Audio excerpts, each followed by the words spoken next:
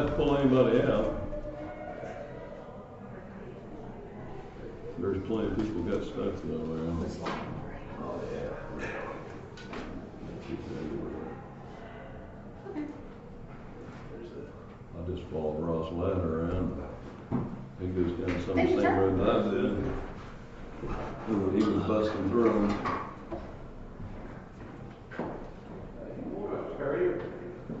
Morning.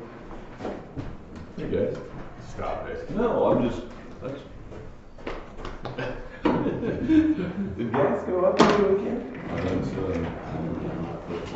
It was, I thought too, something last week, but. it was $2.99, then it bumped up to $3.07, $3.09 or something. It's 309 on the co-op. Yeah. When's that? Wolff. About like fertilizer. Shit. Sorry, I just washed my No, hands. no, no, you're good, you're good. I just I don't know want to if make sure I you're get your names while I'm here. Usually people want to There's use the a card. thought It's that always easier. Russia's hold on to all that, get ready for war. Awesome. Thank you. Hold on to a lot of stuff, get ready for war, causing food shortages for it. So are you here for the? Well, Yes, yes. Okay, so. Well, I put them in place like it was there, but yeah. I think you might have spoken to Luke. Okay, food? yes. Okay, so when I originally Crazy. talked to him, we were gonna have Crazy him her. speak during Crazy the public her. comment. But I visited with the appraiser, and when they get to this part of the case, there is some public comments. Okay. Is that what you? Oh, that's totally, yeah, I think it would be more natural. Yes. Yeah, what time is that? So it's actually- That's fine. Okay, you can have I had, it. I still. Well, thank you, I really appreciate it. Guys called me from down there, and said, we get going west, and I said, well, everybody's on the west, and got all of them running, I said, but it's just quicker, if I just come over the tractor, and just go. Just gave up. Well, Yeah. I mean, had one yesterday. Morning. Same one. Good, you? He Chris said, so you go do that on Sunday? I said, we'll get out. Did they have a home tractor? No. Most people don't have those big blades like what you're talking about. He said, you know, got the better one blade, but if you keep the speed up, If you get slowed down, you're done. it'll really roll up. What do you got? 8 6-figures, that one, 12 footer, with the white tractor, or it's too wide in places. We must not have had it as bad as you guys did. I don't know, we didn't have all that big wheat like you do down there, so We don't have big weight. it didn't stay in the field, it all stayed in the ditch. Yeah, that's none of it in the field. In the trees and the ditches and the roads. It's a mess. I knew when that wind was blowing, that stuff started driving powder, I knew it was gonna be a mess. It didn't quit, it just kept blowing. Do you know what this is? Yeah, I took some money. Okay. Are you going, well, you'll probably go. Oh, that's that supper, isn't it? Yeah. He didn't have a choice. Yeah, he did. I just did, enjoy it. Oh, that guy. We'll see you there, Darren. I gotta go help after we get out of this meeting, I gotta go help, so. You're kind of like Todd Larson, you talk too big when your wife's not around.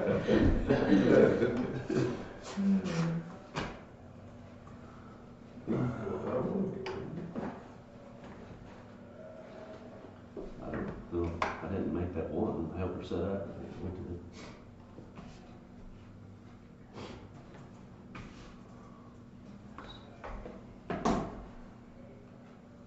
Seemed like there was something on this AP questions, I don't remember what that was now.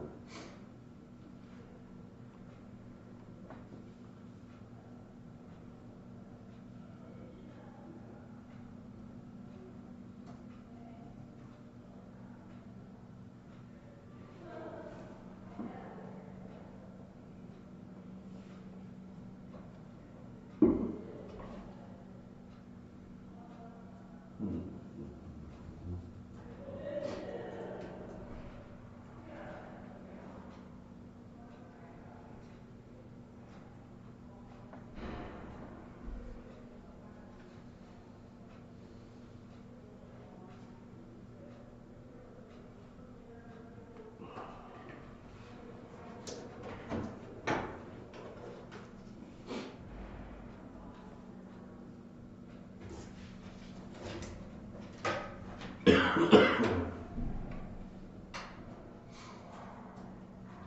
that gold in our house going through there. Huh? We got that head gold junk going through our house now. I can't get the shit. Well, if you're out in the wind and cold and all that all weekend. Yeah.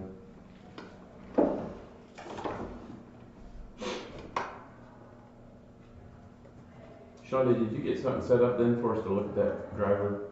Is that gonna be Wednesday? So I had it, it's just the sales representative. Okay, I had it all messed up, the whole thing. So scratch it. No, so the sales representative is coming Wednesday. Okay. Does 9 work for you guys? Yeah. 9? Okay, so I guess. I'll make a special meeting, so 9 on Wednesday. Okay.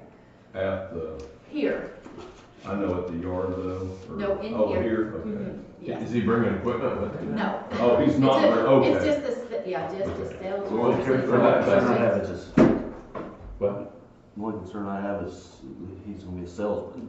well, for that matter, he can come here Monday, can't he? Instead of us having a special meeting? I'll have to ask Sheena because she's kind You'll of be- dealing with that part. Do what?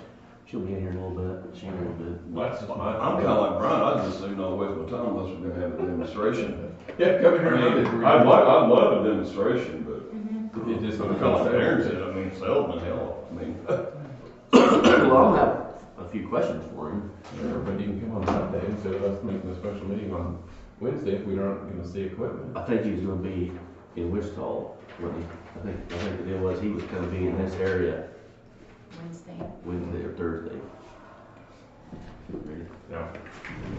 A little more if she gets it. I pledge allegiance to the flag of the United States of America and to the republic for which it stands, one nation under God, indivisible, with liberty and justice for all. Go online to get my, so I get my driver's license updated, March 7th, as soon as you can get in over here. Who we gotta talk to? That's ridiculous. I'll call Hoffman or what's his face over here. You can get into Wichita, you got in right now. Yeah, but you won't wanna do that either. You wouldn't like that. I've already been up there, I already got my real ID, but you can get in anytime. Can you update online? I don't know if CDL and. Oh, yeah, I probably not for that. See, that's what our son's doing, if he can take that test online for his farmer's permit. But I don't think you can for what I want. Yeah, you gotta wait on that gal from Pratt, probably. You have to have a state person do what I need to I do. know. That's what bumped you out so far though, is that? She's from Yeah. Pratt. Yeah, but you can get the regular, the treasurer can do your regular one, but, they're out. It may be the new normal. I just upsetting. Yeah. January 24th meeting minutes, are those okay with you guys? That's the ones I would remember. Yeah, because you had Hannah last week, I think you said something about change the motion or something. Change my name in one. Yeah. Okay. Yeah, it was the motion on the RV deal. Darren's the one that did that. She had me down for both of them. Okay. If you guys are good to bring that in, take a motion on it. So moved. All in favor? Aye. And then Kelsey, next week, surely you'll have plenty more time for Yep. minutes, so it'll start working out pretty well for you. And he's gonna speak during the public comments. Okay, I'll be back. Okay. So we don't have minutes from last week, guys, just if you haven't seen that email. I got it. Okay. I did place it in the red folder too, just in case you missed it.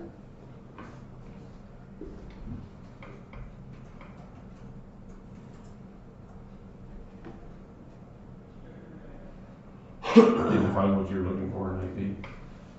Did, I looked at the other day and I thought there was something there I had a question about, but I don't remember what it was now.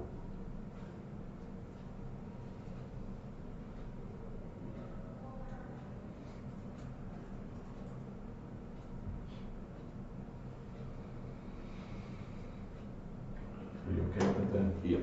Jeff, are you okay with that? I'd entertain.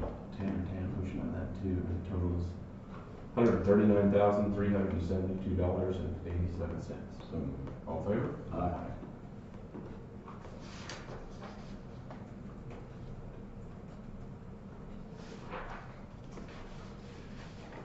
payroll.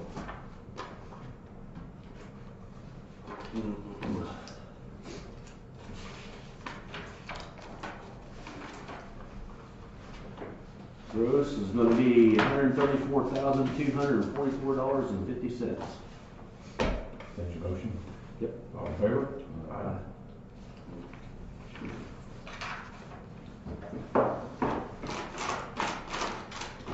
I did say 134,000. Pretty sure. Okay, that's what, so I can't go through that now.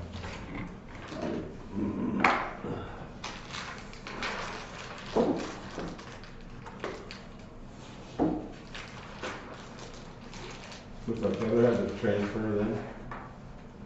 Oh, I'm sorry, for who? Heather has a transfer. Did you know about that? I did not. Is that the one that Linda did? Does Linda's name on?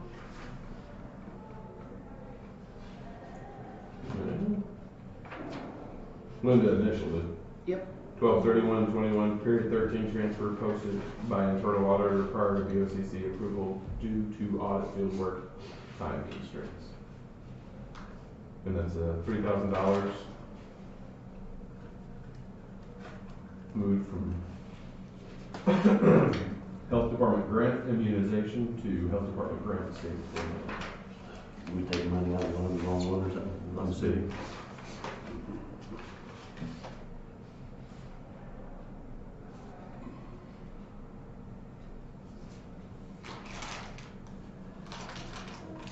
Morning, Jason. Morning. All right. Doing okay? Yourself? Well, thank you. Looks like that's what it was. We just put it on the account. I do not need a motion for that. It's okay to sign if you guys are all right with that. I'm gonna get it.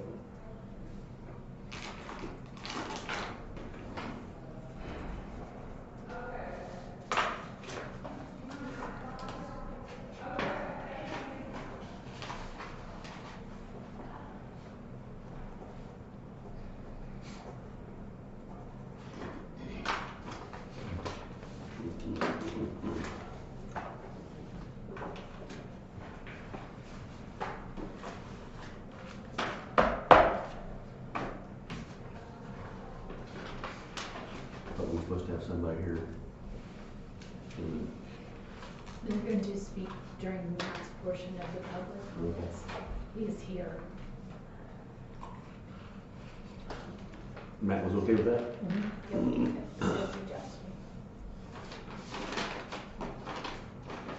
The guy that's here opposes it?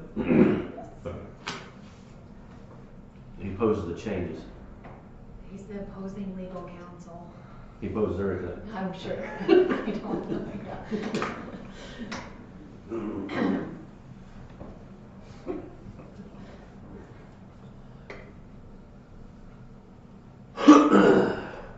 Which that's the state highway deal. Did you guys read much on that? I can't remember how it was at. Where's that?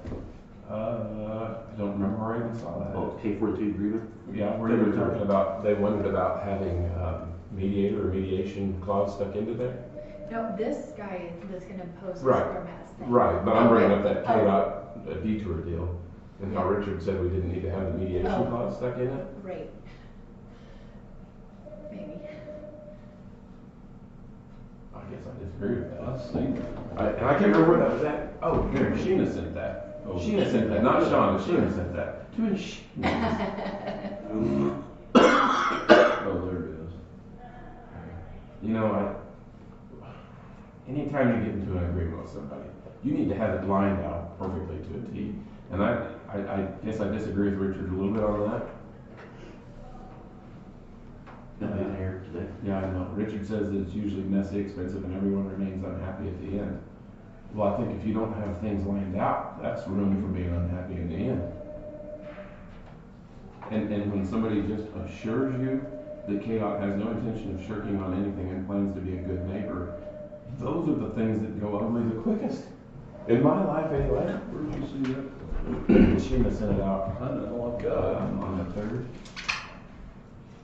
Oh, It's in that first paragraph, her first email. okay, I got you. Yeah. Yeah. seen enough of that oil and gas stuff that they were gonna take care of us in the end, and they didn't. Even when we had agreements written out black and white. Yep, there's always a way out. True. You think you got your ass covered.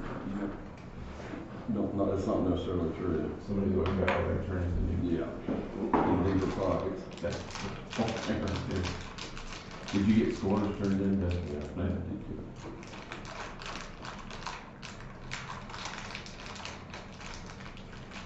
And what was this thing?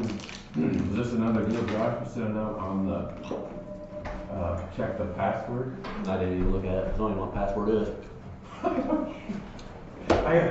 was just have Bob change it for me because I don't know Bob, it's what we put in there last I time. think he knows what password is, but I don't know what it is. That come from Josh? Yeah. Yep, IT, he didn't put Josh on it, he put IT How are on you? it. He's trying to be sneaky. What day was that on? Morning, Mike. Morning. That's February 3rd. IT. Right there. I didn't worry about resetting it, like I said, I didn't know what mine was, so reset. Yeah, I needed. Could just toy with it a little bit, click on it just to see what it is.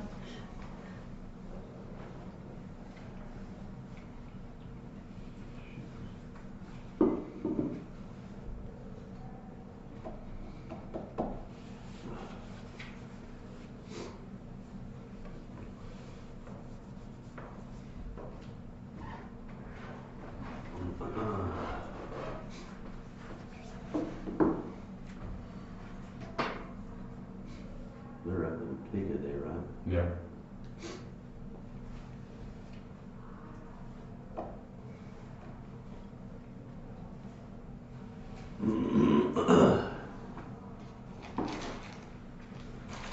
Richard first. Yep.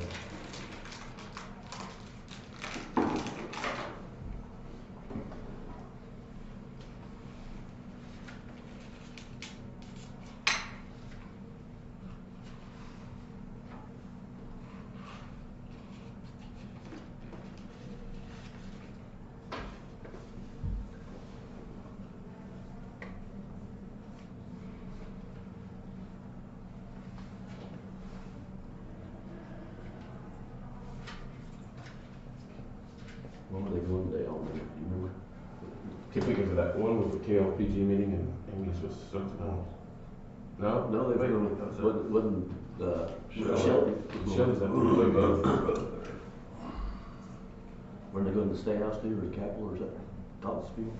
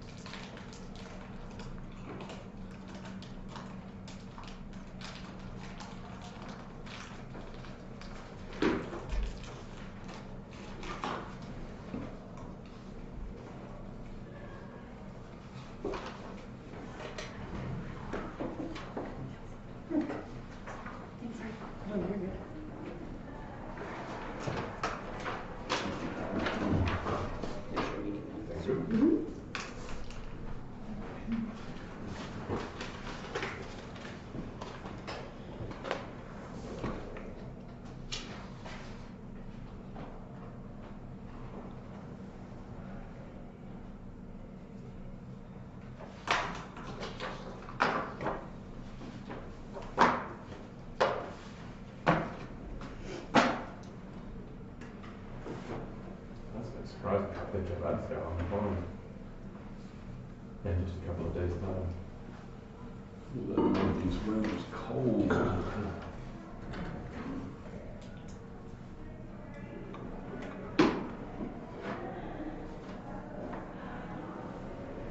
Where I'm set up, I'd rather have the northwest winds.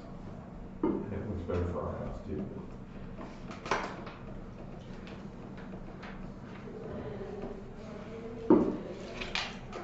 You don't have any counts at all? You just sit in the house and look out the window? No? I was welding one day, the 2 days it was really nasty, and I was running a tractor most of the next 2 days. Hey, you can come on up, you can sit back there. Put firewood in the firebox. That's a fireplace. I got outside the burner stove and a fireplace. It makes a huge difference, because our central heater runs all over the room. Remember, we put a couple years ago versus you were burning wood that. That was our last year. It makes a huge difference, so. Good, huh? Spent the weekend Oh, I watching know, wrestling. you know, the coach starting climbing the top, circle, top rope. At Circle, That's why Friday was bad, cut it. Saturday both. It's not cheap either, your time, firewood's not cheap. Yeah, it's Yeah. Yeah, we actually had a girls' team this year. We started out with 5, one quit, so they ended up with 4. That's pretty good Yeah, though. she loves it. Put me down and off to her, now she'll take me down 10 minutes. She takes me down all the time.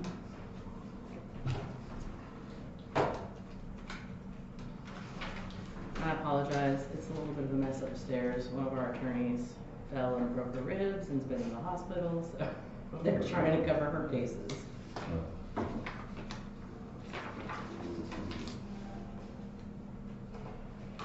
So is Richard coming then? Mm-hmm. So you can go ahead and start, but he's down to hold off. Okay. For you, we emailed this to you all as well. Right. Look at it right now. Oh, okay.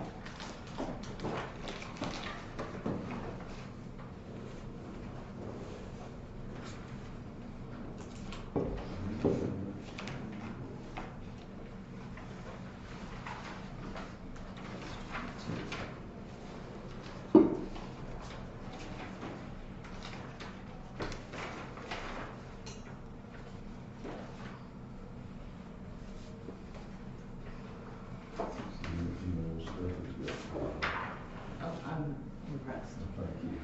You're getting good with that. Wow, I love it. Do you? I do. It's a lot better than that computer. Oh, yeah. A lot better. Right. That's sort of Let's the see, best and thing I like that. the, Oh. I like the surface. I can. Do you really? I love it. You got Darren's, yeah, you got Darren's. Mhm. Mine went to Christine.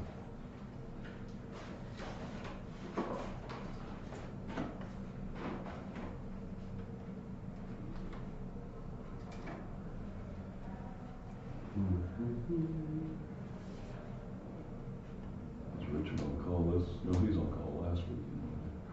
Mm-hmm.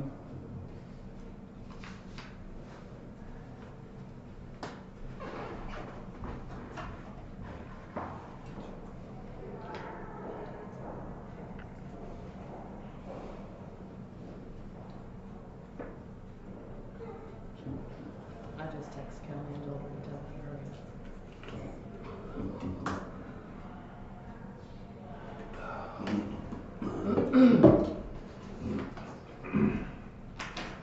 Yeah, he's gonna put us behind on schedule first thing. Oh, I'm sorry. He's gonna be in trouble. Okay. We're never As on long as a it's in the schedule. doghouse.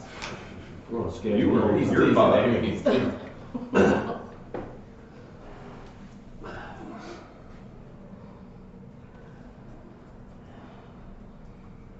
I imagine it'll be just fine. There was something from Shonda on this. Mm-hmm.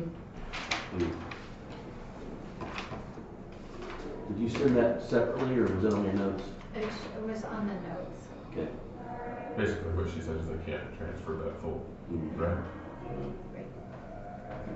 There he is. Morning, Richard. Morning, Richard. Hello. Morning, Richard. How you doing? Oh, you're doing great.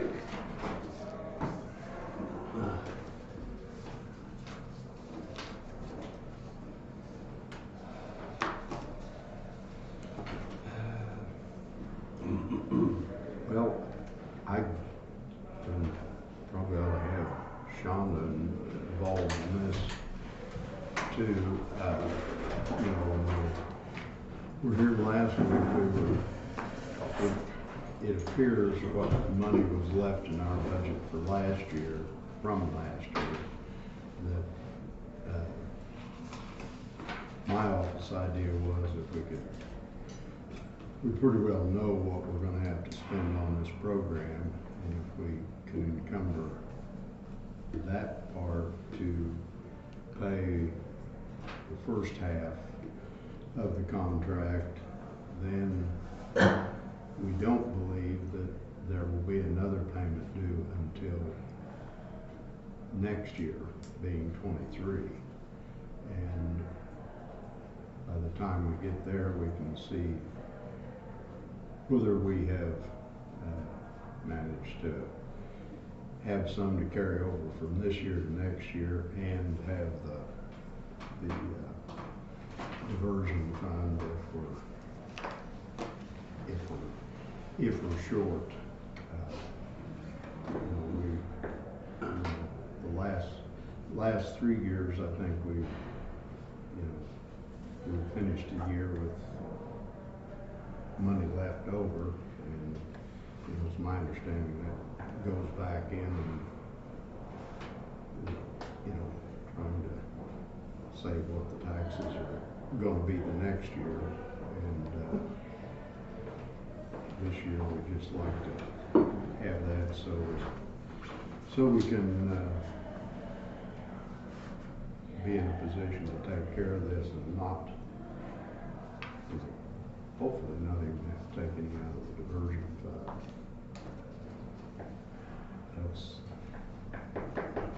And the reason there's more time to come up with our final payment is originally when we spoke with the people at PBK, it was 11-month implementation period, and it's now gone to 13 months just because of their business picking up.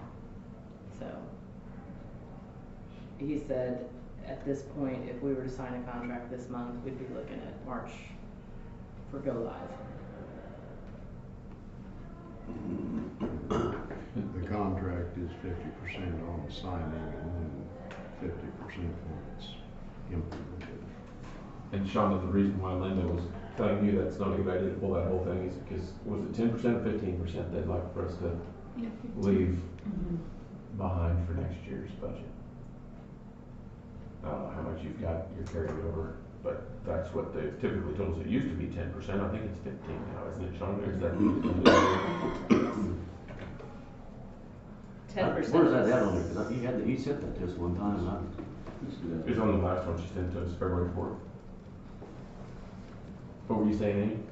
10% of the total budget or 10% of the surplus? Of your budget, your total budget. And that's used as cash carryover for the next year, is my understanding of that. And that provides us a little cushion in case there's something major, is how I've always understood that. so how much would that be? How much do you have on here? You said not. Pretty much our surplus is about 10% of our budget.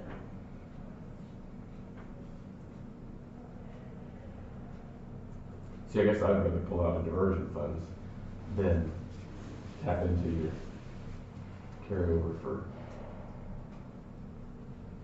you see what I'm saying, Richard? I'd rather dig into that than, unless you're not wanting to, I guess. Well, I got the feeling that was not what the board wanted to do, was hopefully stay out of the diversion fund. And of course, the last 3 years we've probably been pretty much 10 to 15% under budget. And I didn't realize that any of that carried over. I believe that's the auditor that likes to see us doing that. And then there was the 6,000 in the equipment fund that. Capital equipment, I said Yeah. Now, we can't use the whole diversion fund because, like I said, we've got dog food and whatever else comes through, and then that deal for that conference, that active shooter conference, and things like that.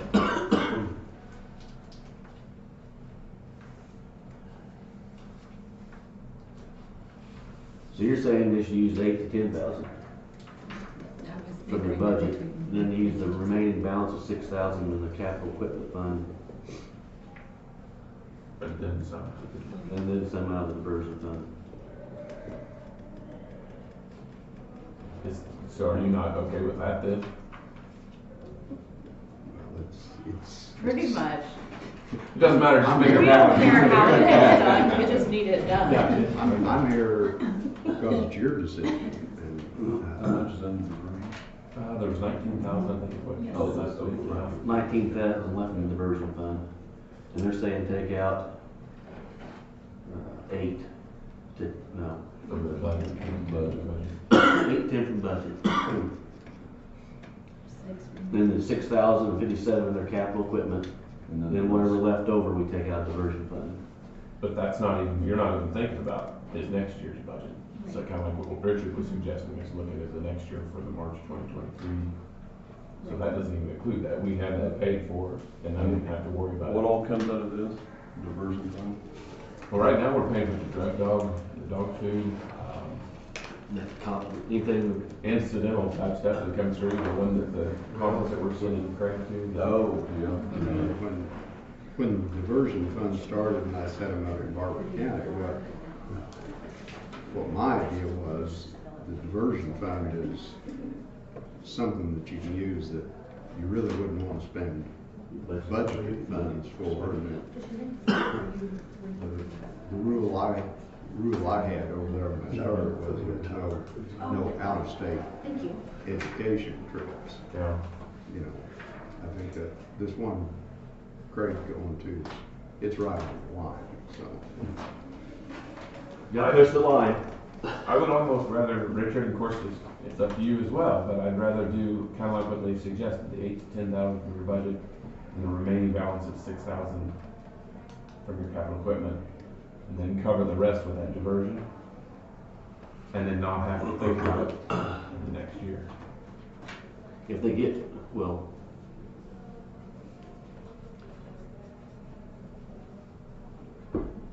what do you have, which you can't tell it's early in the year, but I mean, if his budget's so low, we're taking that amount out, but he's gonna be, what happens if he gets strapped in?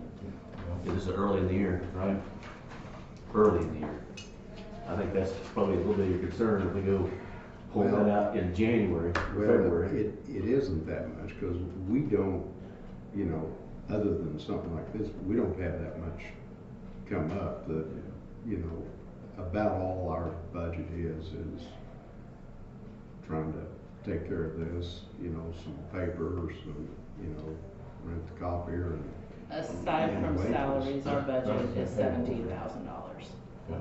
I mean, we operate on a really small budget. You know, we have to pay the Attorney General to do what appeals we have. So, my question is, if we paid the half this year and then we budgeted for the other half next year, what would be the difference instead of have to pay it this year? So we didn't strap his budget so much this year, but it'd still be there supposedly going into next year, then on the other half next year. That'd be my question. I mean, I think we're all on board getting it, right? I mean, Oh, yeah, no, there's not a choice. I think that's we're gonna on happen. board getting it, we just gotta figure out the best way to get the money to. See, I'd rather work more out of that diversion fund than asking for taxpayers for more money next year. But really, if he's got the money this year, if we give him the same budget next year, he should have it covered, right? You'd hope. But I'd rather not have to ask for that money next year. Okay. Yeah, I don't see a problem using the diversion fund. Just get us some more, Richard, that's all we're looking for. Well, there are ways to do that. You're not gonna do that. That's not the way we work. I'm okay with it like this, where we're gonna do there, Okay. with what she says right there. She's our money lady, so if that's what, Yeah, that's what they say we need to do, then. I like the way Amy said it. We don't care. Make it happen. We'll make Black it work, Richard. That's fine, that's Yeah, fine. yeah, you don't care. You know, like I said, we got to do it, it's not. It's not an option.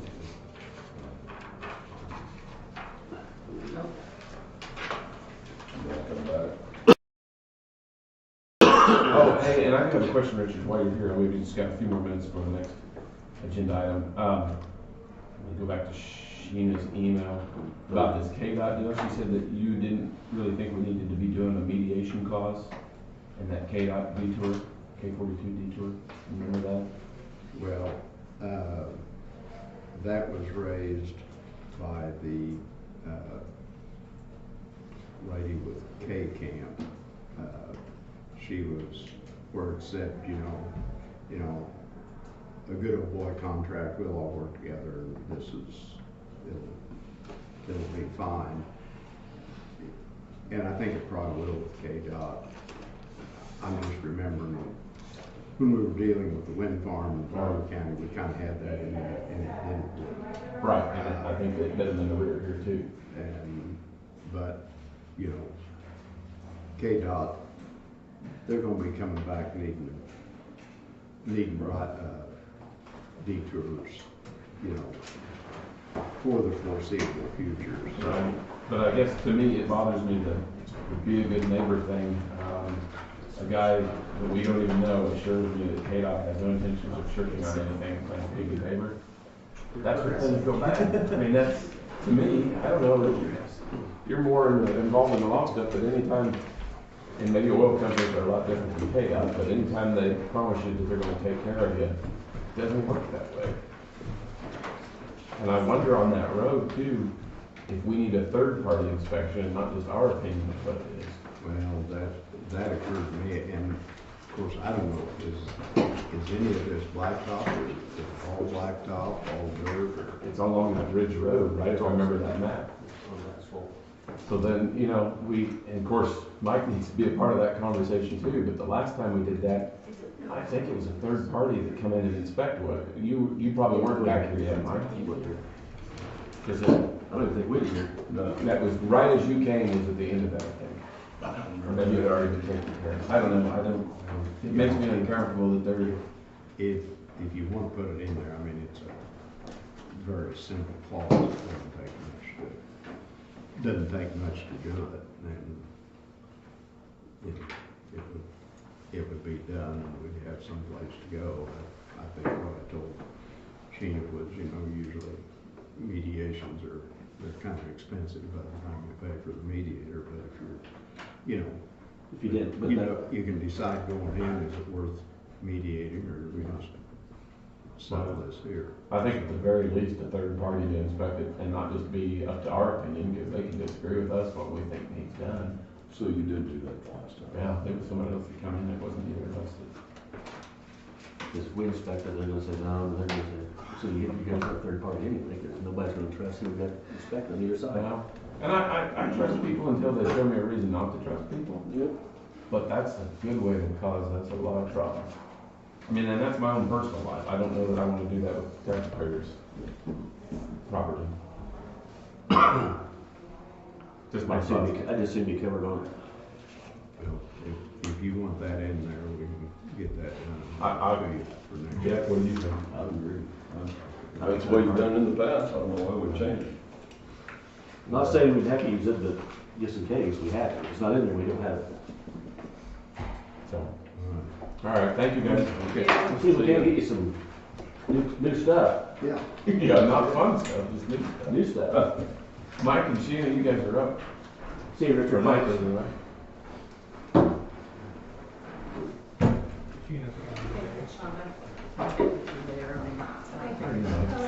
Tired? Yeah, I bet you are. Thanks for doing what you do. I know you weren't home left She's regardless. not there. She's down there. That was me sitting there too. You weren't paying attention. I wasn't thinking. Scoring matrix for that Henderson bridge. Did they all work out the same? Yeah. Looks like it's gonna be Schwab Eaton. That's what it looks like to me. So we probably need a motion to go to Schwab Eaton on that, right? Is that what you're looking for out of us today? Yeah, I guess so. For the engineering firm, right? Yep. So, I think that's what we need to do. okay, you wanna make that motion in there?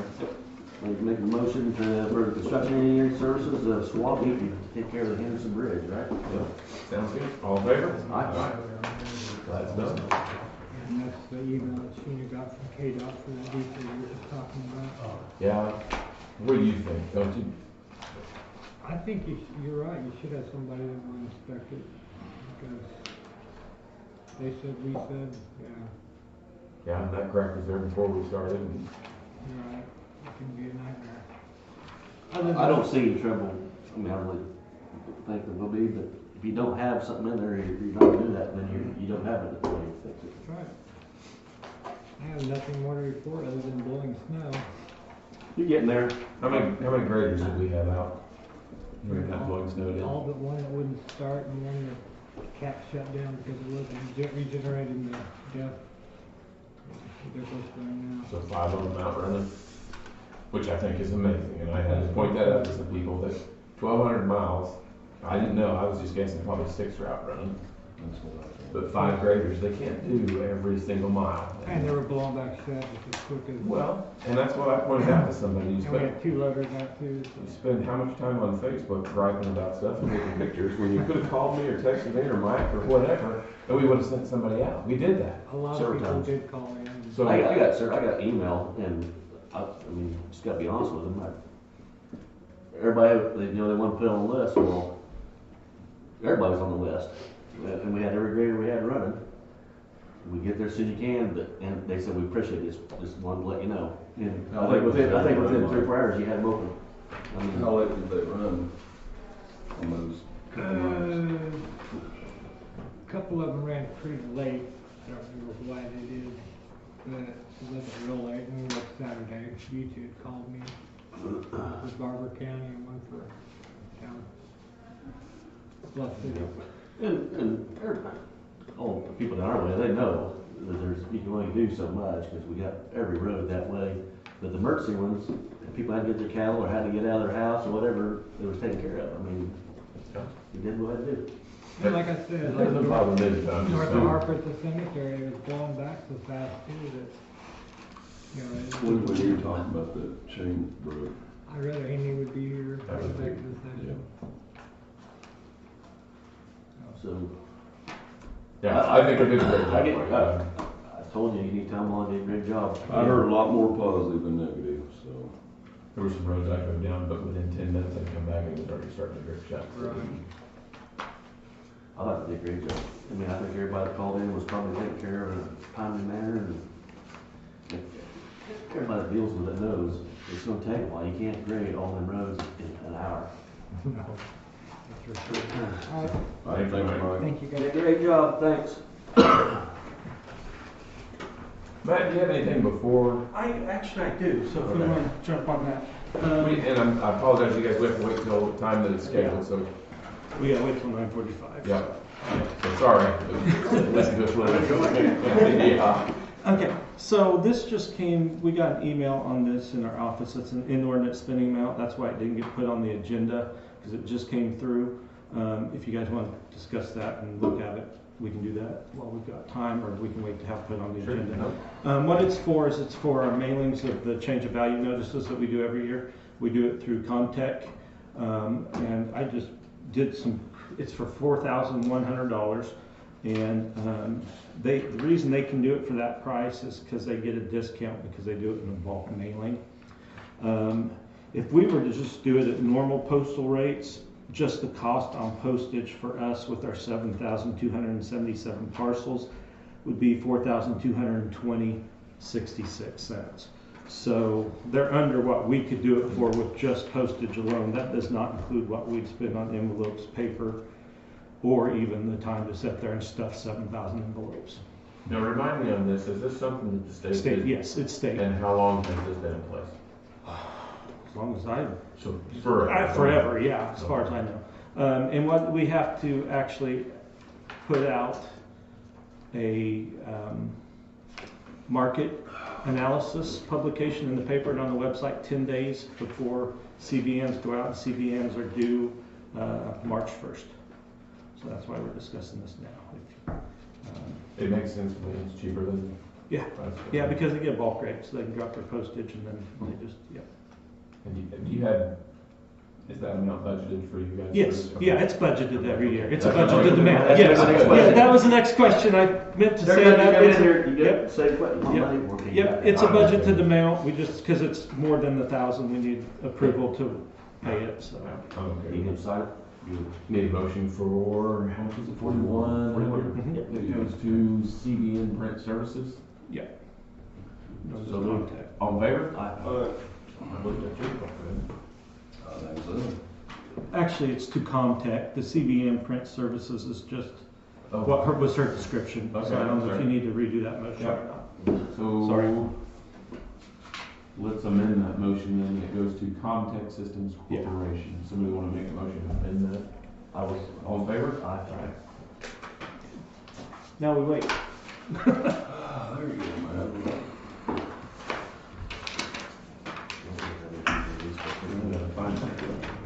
That was in the notes, Shonda, for the zoning hearing. Yes.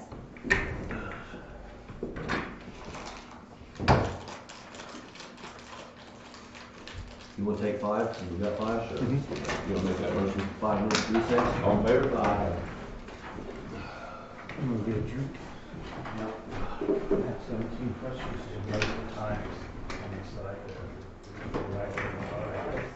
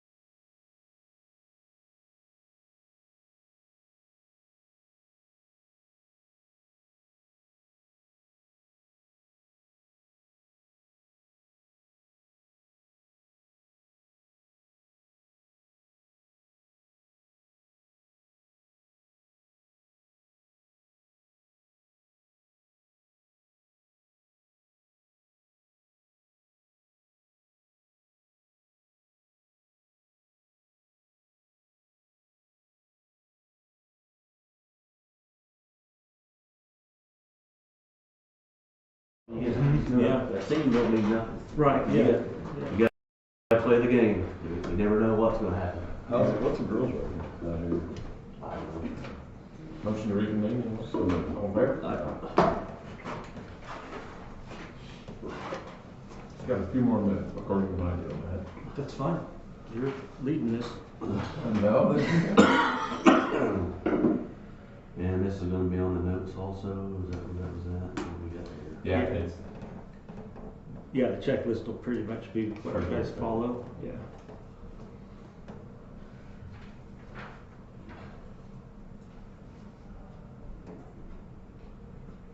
Sit there right there. mm-hmm.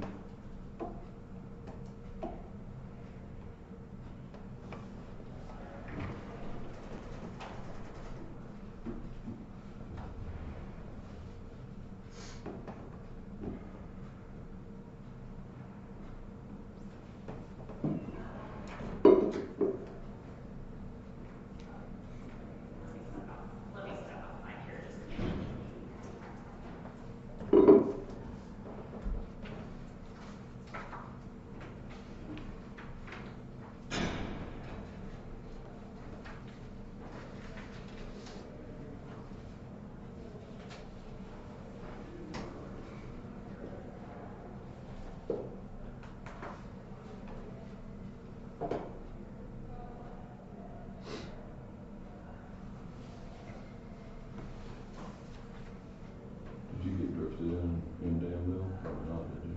Not in town, no. This is a special use that we asked about. Yeah.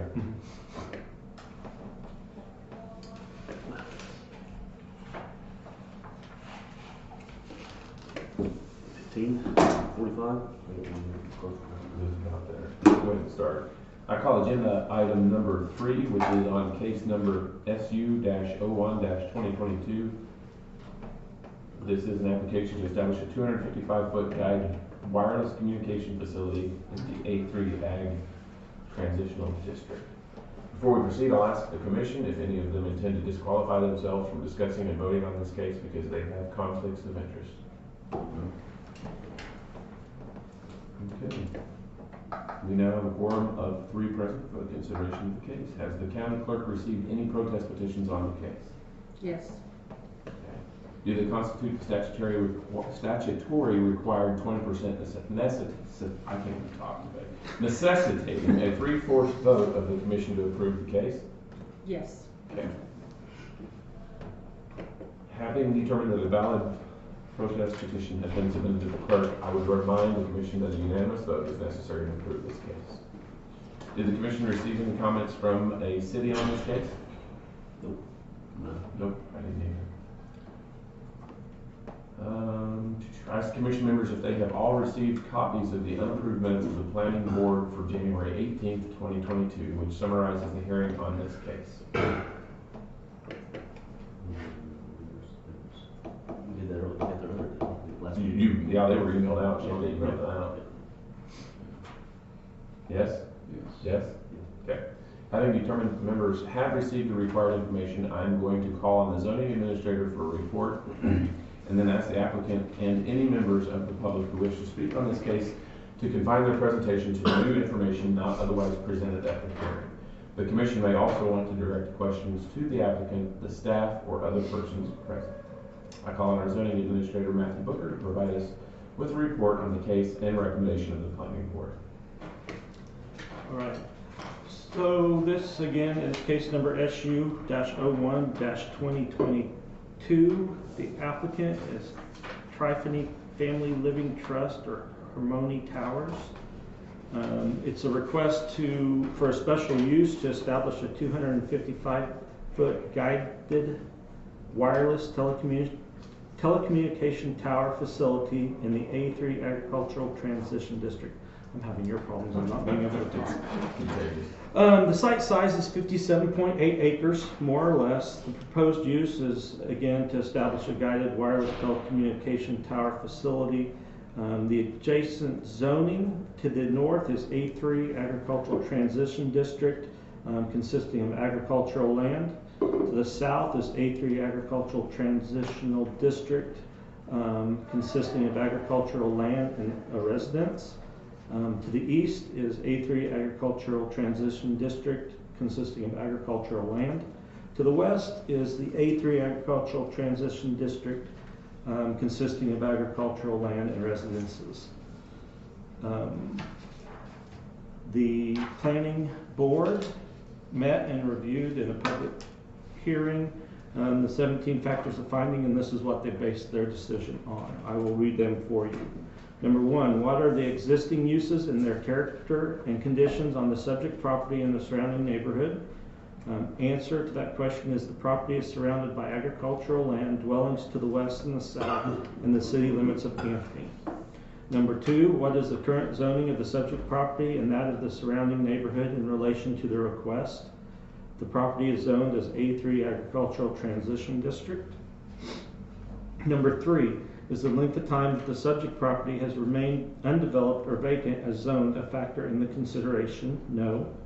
Number 4, would the request correct an error in the application of these regulations? Answer is no. Number 5, is the request caused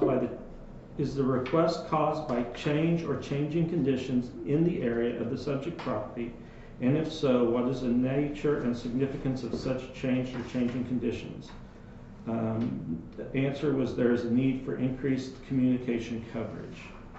Number 6, do adequate sewage disposal and water supply and all other necessary public facilities, including street access, exist, or can they be provided to serve the uses that would be permitted on the subject property? Answer, as a previous road entrance at the site of Northeast 10 Road will be used, electricity will be added as needed. Number 7, would the subject property need to be platted or replatted in lieu of dedications made for right-of-ways, easements, and access control or building setback lines? Answer, platting will not be necessary on the leased site. Number 8, would a screening plan be necessary for existing or potential uses of the subject property? Answer, the property is required to be fenced along with weed mitigation plan. It is stated that the site will be gravelled inside the perimeter of the fence and along the outside of the fence 3 to 5 foot to control weeds. Number 9, is suitable vacant land or buildings available or not available for development that currently has the same zoning as requested? Communication towers over 100 feet are allowed in all districts by special use or in our county zoning regulations. Number 10, if the request is for business or industrial use, are such uses needed to provide more services or employment opportunities? And this is not applicable for statute KSA 66-2019 F2 and 3. Is the subject property suitable for the use in the current zoning to which it has been restricted? Answer, yes, the property should continue to be used for, I'll start over. Yes, the property could continue to be used for agricultural uses. Number 12, to what extent would the removal of the restrictions, i.e. the approval of the zoning request, detrimentally affect other property in the neighborhood? This tower should have minimal effect on adjacent properties due to the rural neighborhood. Number 13, would the request be consistent with the purpose of the zoning district classification and the intent and purposes of these regulations? Yes, the zoning regulations in all districts allow communication structures by special use that exceed the height limitations for such structures. Number 14, is the request in conformance with the comprehensive plan and does it further enhance the implementation of the plan? The comprehensive plan for the unincorporated area of Harper County, Kansas 2003 to 2020 does not currently address the possible location for communication towers. Number 15, what is the nature of the support or opposition to the request? Answer, public comment was made in favor and opposed to the building for the new tower. Questions are raised as to the need for another tower in such close proximity of an existing tower. Number 16, is there any information or are there recommendations on this request available from professional persons or persons with related expertise, which would be helpful in this evaluation?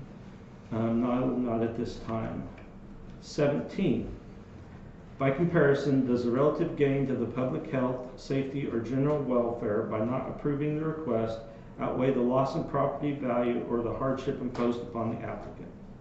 Answer: the minimal relative gain to the public health, safety, and general welfare by not approving the request is further minimized by the attachment of reasonable conditions and does not outweigh the hardship imposed upon the applicant to locate and lease another site. The conditions that were attached are: 1, the applicant shall be required to conform to any and all requirements imposed on this type of use by the Federal Communications or FCC and or the Federal Aviation Administration, FAA.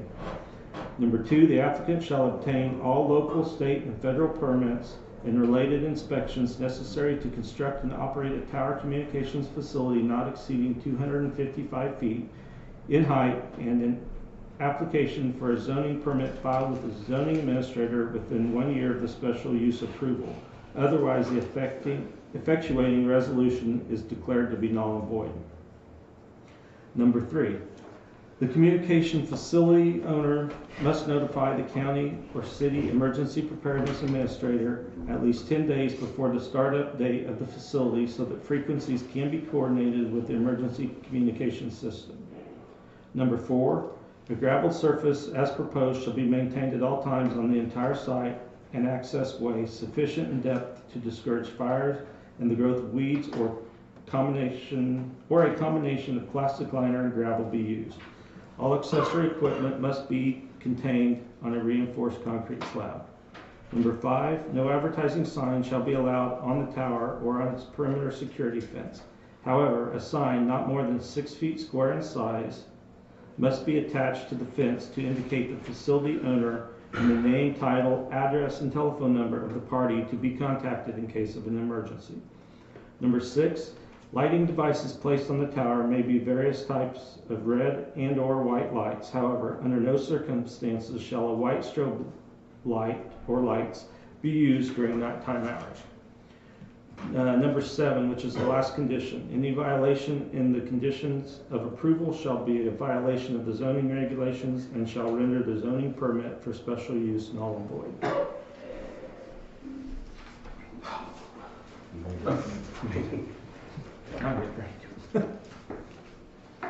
That's my presentation. Thank you for the presentation. Any questions for the zoning administrator from the commission members? Okay. The applicant, does the applicant wish to present any new information? Yes. Good morning. My name is Steve Ward with Ward Development, representing Harmony Tower. We don't really have any new evidence to present other than what was presented to the planning board. I do want to say that we will comply with all of the conditions. We have no issues with any of those. I believe most of our regulatory work has been turned in. Our FAA, our FCC, we've cleared all of our National Environmental Protection Agency requirements. So on our side, after we achieve the building permit, we'll be ready to go. We did receive, as far as Harmony, I can't really enter this as evidence, we received a phone call from a Barbara Muse who wanted some more information. I spoke with her and she was like, oh, I thought the county was against the tower. I guess she had gotten a letter, and I explained what was going on, and she seemed to be all in favor of it. So I asked if she wanted to call and leave her information with Matt, but I don't know if she did or not. I think the letter she was talking about had your name attached to it, didn't it? As contact information, yeah. It didn't necessarily say that it was coming from me, but indicated it might. But we're here to answer any questions you may have. I've got Glenda Kafer with me as well, and happy to answer any questions you might have. Okay. Any questions to the applicant from the commission members?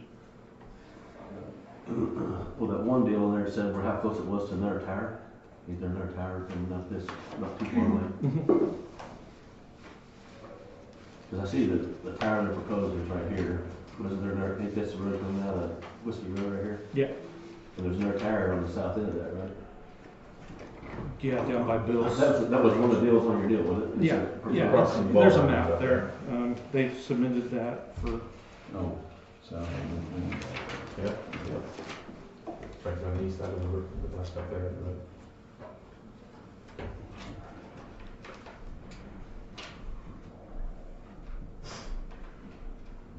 Yeah, I think that's actually the letter that was sent out.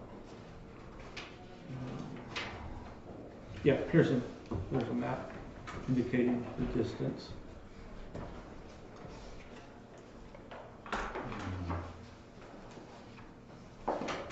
So this is where the other tire's at? Here. That's where the other one is. No, it's down here. Down here. Yeah. No, it's a PDF. It's not live map. So there's you can see it's just. Oh, okay. Yeah.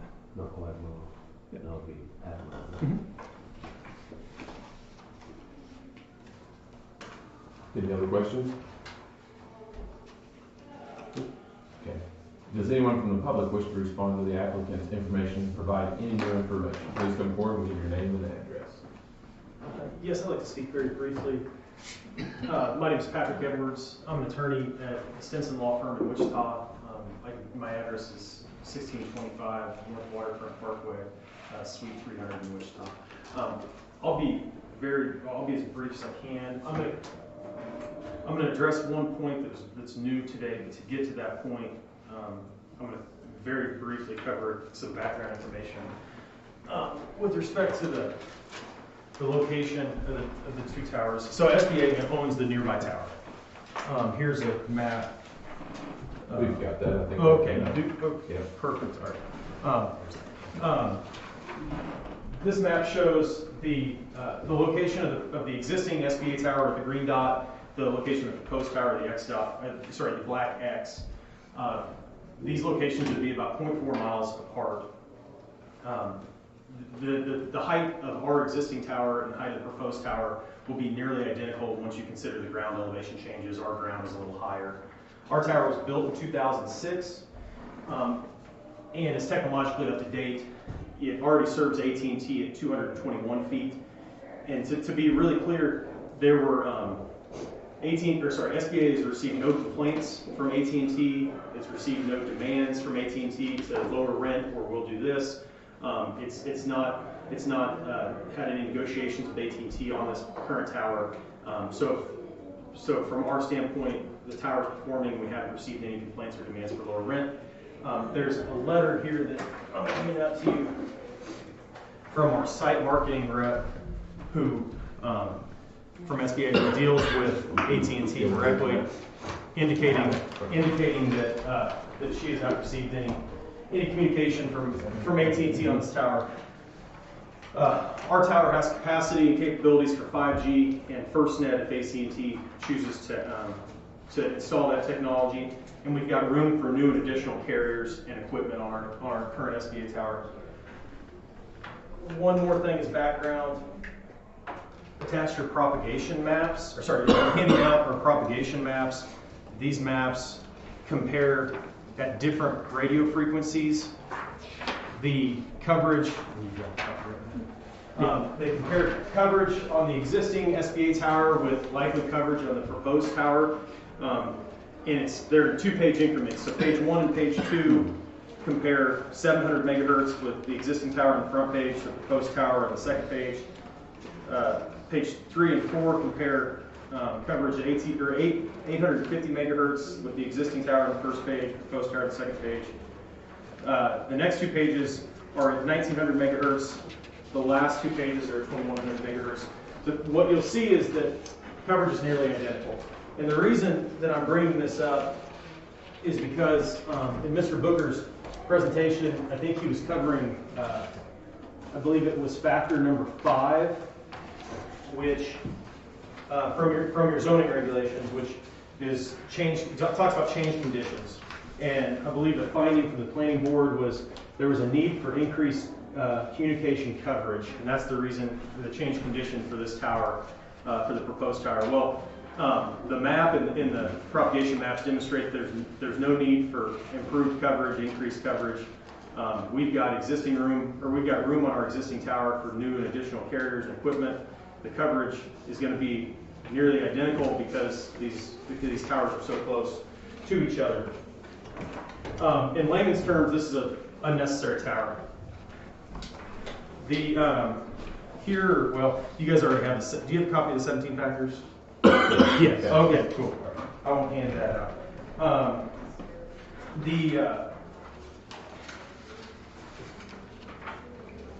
the factors that we believe justify denial of this application include, going to number 5 that was discussed earlier, there is no need for increased communication coverage here. Also, if you go to 10, the request for business and industrial uses, is this use needed to provide more services? I believe the response was not applicable, and I'll get to that very, very quickly, but SBA's position is that there is no need for more services. This isn't going to provide more services. The current SBA tower is adequately serving the needs of residents in Anthony.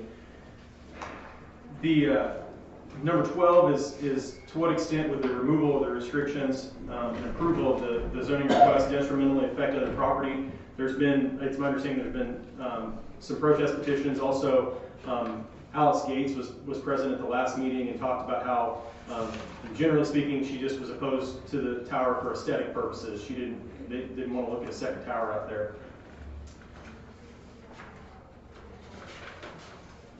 Given the fact that this is an unnecessary tower, we believe it doesn't satisfy 13 or 14 in your zoning regulations either. Talking about being consistent with the purpose of the zoning district classification and the regulations, and then is it being in conformance with the comprehensive plan.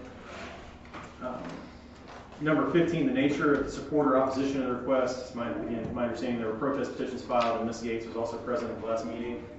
And then finally, 17, talking about the gain to the public in denying the request versus the detriment to the applicant. There's plenty of other room in Harper County for new towers to be built, especially where they'll improve cell service. We just ask that this application be denied because it's not necessary in this case. To be totally candid, I believe that the response from the applicant is going to be that the propagation maps and the arguments about improvement in cell service are barred by Kansas statute. That statute is KSA 66-219. That statute's been around for, I think it was enacted in 2016. It's never been interpreted by a court or an attorney general. There are two different camps with respect to this statute. One camp believes it does not apply to applications on private property and that it only applies to public property. The other camp believes it applies to all property. And if it would apply to all property, in this case, the propagation maps and the improvement of service wouldn't be allowed. So the reasons that for the application, or sorry, for the statute only applying to private property, and I'd be happy. This is really a legal opinion for your county attorney, so I'd be happy if you guys would like the county attorney to evaluate it. I'd be happy to present a memo to him outlining our positions. But there are several reasons why we don't think it applies. First, the heading of the statute specifically says public lands and public rights of way, in addition to other things. Nowhere in the statute does it say it applies across the board to private property. There are other parts of the statute that discuss how the local zoning authorities continue to exercise authority subject to the statute, and in this case, there's very little authority you would have if the statute was applied as proposed by the applicant. And when this was a bill, there was documentation submitted by various agencies and entities, including a letter signed by AT&T talking about how this doesn't really change much from a zoning perspective. Well, if it's applied as being proposed by the applicant, it does very much change local zoning authorities' ability to consider these applications on their merits. So I know that was a lot, but I'd be happy to answer any questions you guys have. So you don't represent anybody, a landowner or anything like that? No, I just represent SBA, the competing tower company. Okay. Yes, that's already there. Any questions, guys, for the presentation? Thank you for your time. Thank you. Does the applicant have any further responses to the public comment? Yes, I'll have Linda respond to the state statute questions. Hi, my name is Linda Kafer, and I'm counsel for Harmony Towers, Topeka. And I did provide a letter that is pretty responsive to what Patrick just talked to you about on the statute, KSA 2019. He's correct, it hasn't been interpreted yet by a court. We don't have any case law on it.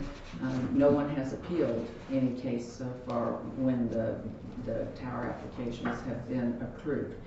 So what we have to do is just look at the language of the statute, and the statute's pretty clear that it applies to public and private land. There are portions of it that apply specifically to public right-of-ways, but the statute itself is not limited in that way.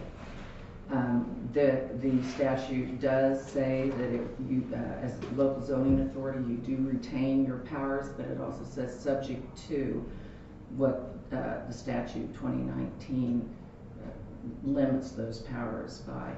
And in the way of background, in 2016, when the statute was enacted, it was our Kansas representatives in the legislature who decided that this was an issue of such importance for the state as a whole that they stepped in and adopted that statute so that it would make it would facilitate getting these towers built and getting service out there.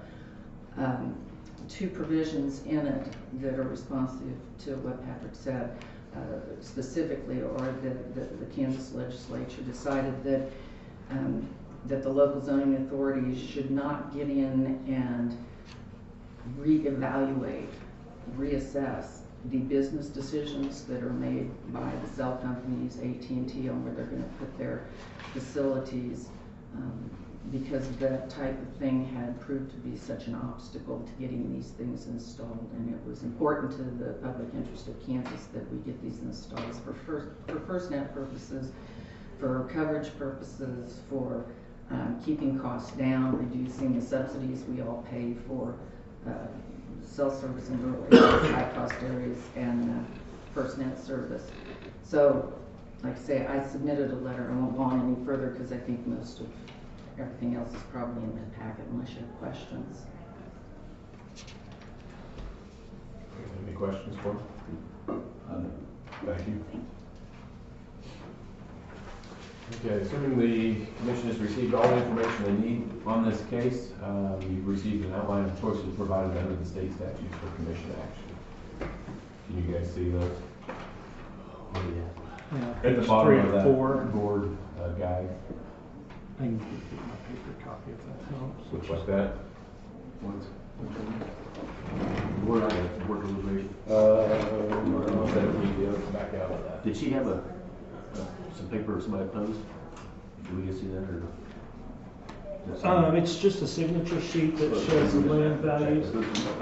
What it was, there was one applicant. Yeah, I'm pretty sure you can. There was one applicant or not applicant, I'm sorry, there was one protest petition filed. And how a protest petition works for zoning is it's so much a percent of the land within the notification area. So if you got somebody that owns quite a bit of land, that one person could make up more than 20% of that, and that's what happened in this case. Run that by them. Okay, I'll slow down. Yep. So the way the protest petitions work in zoning is that it's based upon a percent of the land inside the notification area. So one person, if they own a lot of land inside that petition or notification area, could account for that percent that you have to reach for the threshold for it to become a valid protest. That's what happened in this case. And that's why we need the majority vote. Yes, and all that does is once there's been a protest filed, it requires a 3/4,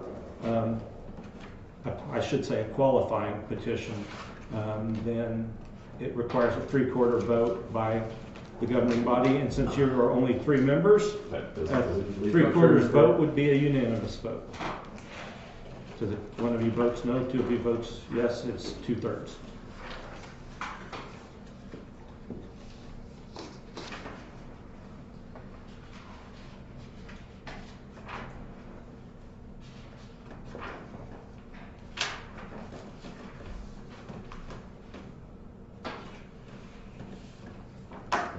still have a little question about this right here. The area. Do you want to answer? Yeah. I do have questions about the area coverage that he brought up. I can't see that there's that much difference unless his maps aren't right, which I'm assuming they are, that's going to change that much. I mean, I can't tell that it's going to affect that many more people other than maybe to the northeast. There are, under the factor term conditions, aren't just coverage. Costs, subsidies, those are other things that need to be taken into consideration.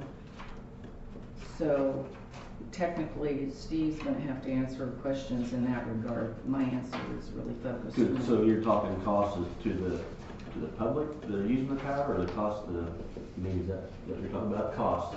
Saving cost. Any conditions, yeah, there would be cost. Obviously, the applicant believes that this is going to reduce costs.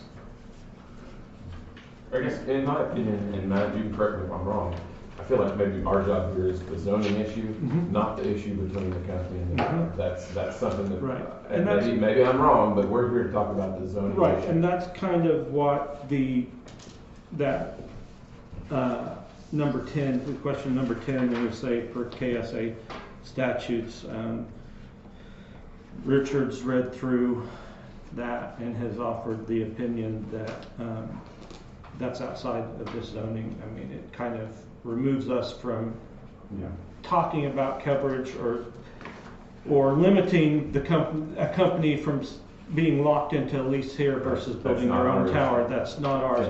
We're just, I didn't know if you understood that part of the we're just here to consider if it applies and if you guys want to allow it, and or if you do have the protest petition to consider. You do have one person in the notification area that's against it, and were several other people that spoke up. Most of them were in the city limits, I believe, which we still do need to consider their opinion, even though it's a county location.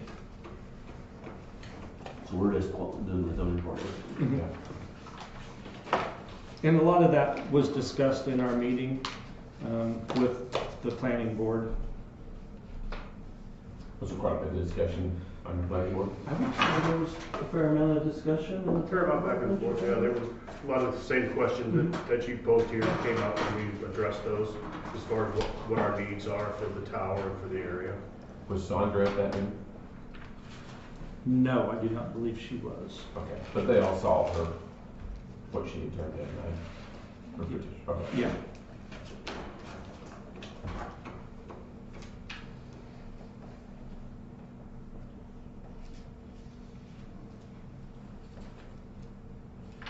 Oh, I'm sorry to interrupt. I think your last question was, did the planning board see what she submitted? And the protest petitions were submitted after the meeting. Yes. I'm sorry to be clear. I'm sorry, I didn't want to interrupt. No, that's, thank you for that clarification. Yeah.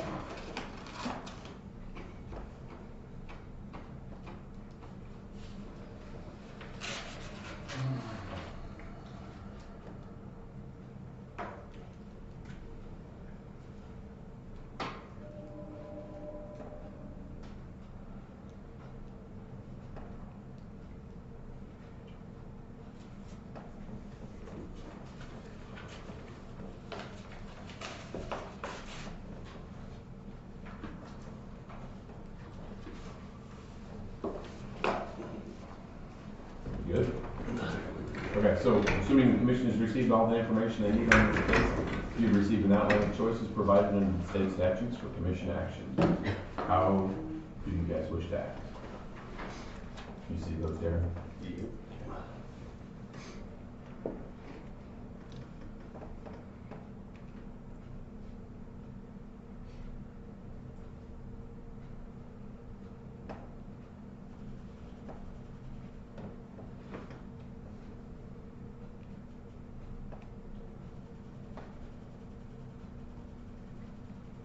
I might mention that number 2 would not be applicable in this case because it's to side with the planning board to disapprove, and the planning board voted to approve. So number 2 would not be a motion that you would be able to make.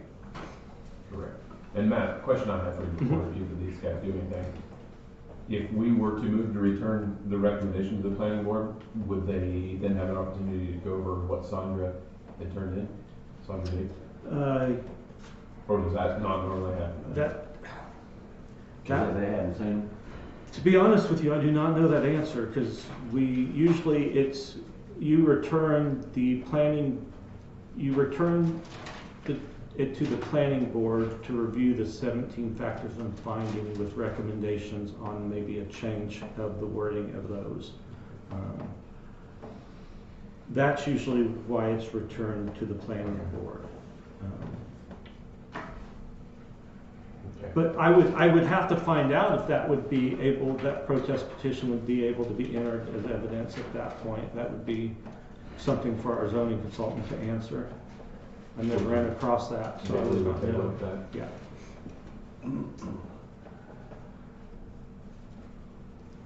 Well, I personally think they should see that, but that's just my feeling. I don't think so.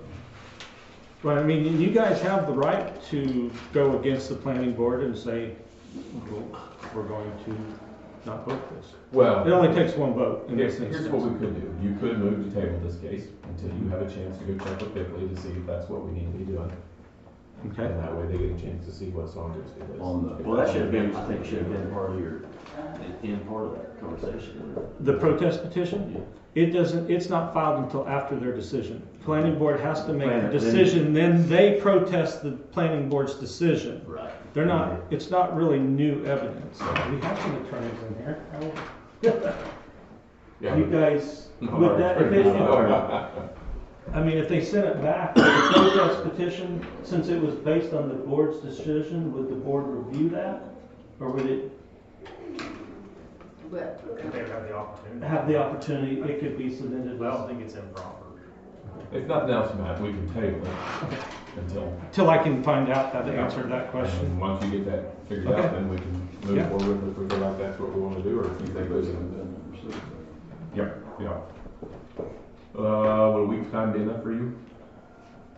To find out the answer to that? Yeah. And you just want to know if the board would consider the petition? Yeah, because it came in after the fact. So. Which is how it's designed to do. Mm-hmm. Well, there's no need to petition if you're not going to get the power put up. Right, if they voted not to, they wouldn't have petitioned, so. Anyway, I'd entertain a motion out of you guys, wherever you want to go. I move table until. So you don't need to say it like this, just. No, I would do it. I would follow that, yeah. So what do you do on do you do the date and all that? Yep. That's what I was asking if next week is to get that answer, yes, it should be. I can probably have that answer by the end of the day, actually. Okay. I move to table the case number SU 012022 until, what was it? 10 o'clock. You want 10 o'clock? Sure. That's fine. 10 o'clock on the 14th, 2022. 14th.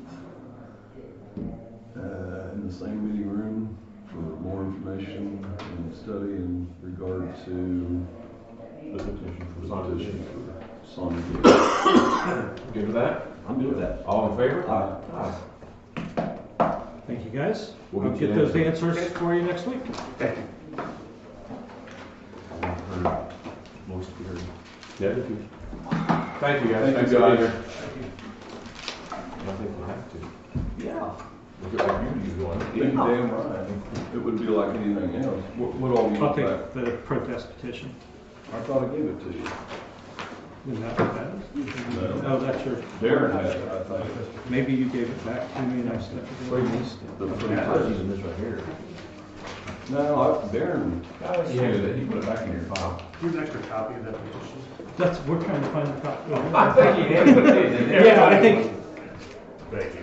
No, I gave it back to her. Oh, you have okay. sorry. I didn't see it. I had Darren. I thought Darren had it. Yeah. I can get copies. I could just send an email. Okay, I'll. Okay. I would want mine with her. Do what? I want mine with her. Well, yeah. Yeah, I'm just. Where's he living up there? Waste their time, you're not gonna hear it. Okay, I'll always give you the example of the booster or the compressor station that was built out by my house.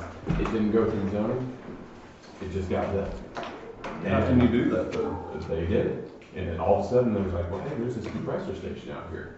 And I didn't know, I was young enough back then. What, they just paid the penalty or what? I don't know what happened, but we have this giant compressor station. I know where you're talking And about. it vibrates, and it's like a train every day, and I found out after I got in commission that they didn't go through the proper procedures to put that out there. So that's what makes me think we need to do some something, just so we know. Yeah. You know what? It's not your backyard. It's not my backyard, but I know, somebody's that's why I always think of that compressor station, and I always try to remember that. How are you doing? Hi, great.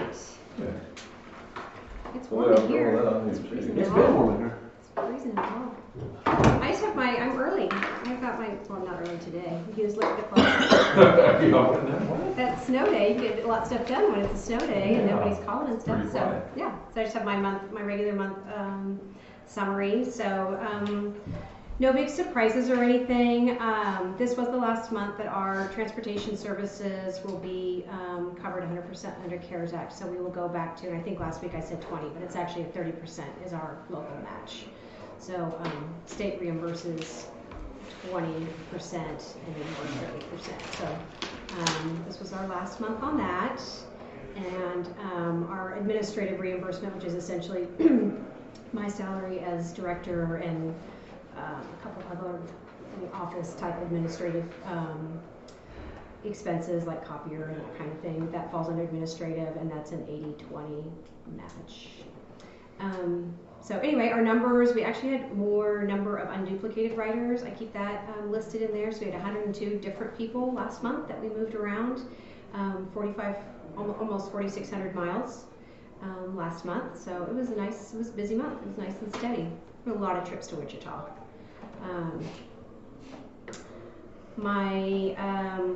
Also I just wrote in there last month I did drive 29 hours last month. I was at the Harper Senior Center a lot as well. But we did find a part-time driver, so we're really excited. He did his pre-employment stuff, physical and testing last week, so we'll start on his training. His name's Ren Robinson.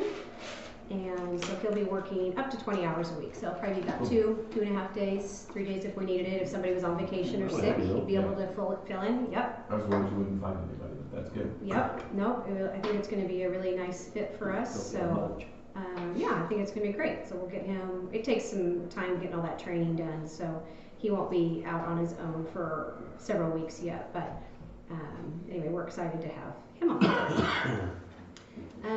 On our aging, I have our 3 different grants, and I know that you've seen these for several years now. So you guys have a year under your belt, and everybody in this county has all these different titles and has all these different acronyms and different things. So I don't know if you guys have questions about what these 3B Information Assistance Grant, the Caregivers Grant, the meals. So this is part of our Older Americans Act funding that comes from the state, comes from the federal versus via the state. So we track all of our interactions with seniors. So when I have total units of service, that's 128 different interactions.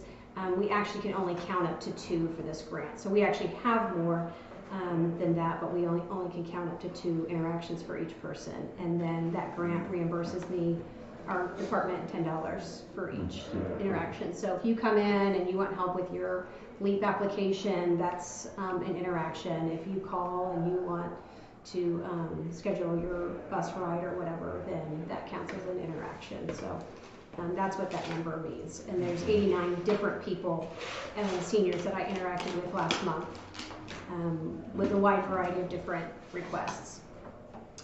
So also last month, and I think I did put it in there, yeah, so it's Homestead and LEAP time. LEAP is an energy assistance program for low-income households.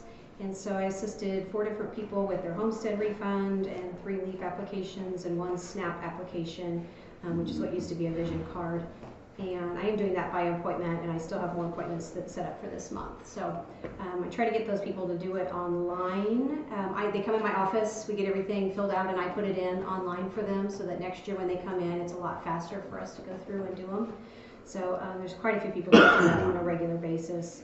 I am also getting these LEAP applications out in the senior centers and letting those people be aware of that programming. So, and LEAP is an energy assistance that would go, they pay your heat provider. You can split it between a gas and electric if you use both, or you can just say one, but it's a one-time benefit for the year. But it's, sometimes it can be, again, depending on your income and other inputs, can be fairly substantial. So it really can help people out. So I'm really encouraging people to get those LEAP applications filled out. And that's just for elderly folks? No, that is for low-income households. Okay. So, but they are due by March 31st. And last year, I believe because of CARES Act, I could be wrong, but there was something, I'm sure it was COVID related, they actually got duplicate payments. So a lot of one person that came in to fill theirs out, I'm like, you have a large credit already, but they'll just keep tacking it on there. Oh, they'll have to pay back. Yeah, but you know, it's good for the city, it's good for our energy providers, because at least they have that taken care of. And for people that are on a really fixed income, that can be one thing that they don't have to worry about for that month. So they can stay warm, they can stay cool. Yep. And then that 3C, that is what assists with our meals that we deliver in Harper and Attica with our senior meal program. Again, I made a note in my aging notes that I do not know what is happening with the state, but they are backlogged with something, and we haven't received any of those 3C or B payments that I'm showing, reimbursements for their fiscal year, which started in October. The caregivers is coming through, which is not a lot, it's $81. So they're paying that, but I think we're gonna get it, but it's just slow going. I hope so. Yeah, it's in my budget. So I already told them, I said it was shorted me for our fiscal year, since we go through December, then there was essentially 3 months that we didn't get that income in there. So TFAP is still up, our food commodities are still up. We had 87 different boxes that we took out for 149 individuals. We will not have a distribution in February because they did not have enough food at the warehouse to plan on that in January. What's that do to you? I don't know, and our distribution in January So if you was don't have a to, little so you're not gonna box any of them up in February? Right. Really? So if you want to come help in February, you can sure come and just stare at those boxes all day long. I've got peanut butter left over. That's one I'll be happy. Yeah. So- you can do that. Have you notified the people that they're not gonna have to get? Oh yeah, everybody got a slip, and we put it in the papers, and we'll get it on the How often does that website. It's never happened since I've been here, but it used to be every other month.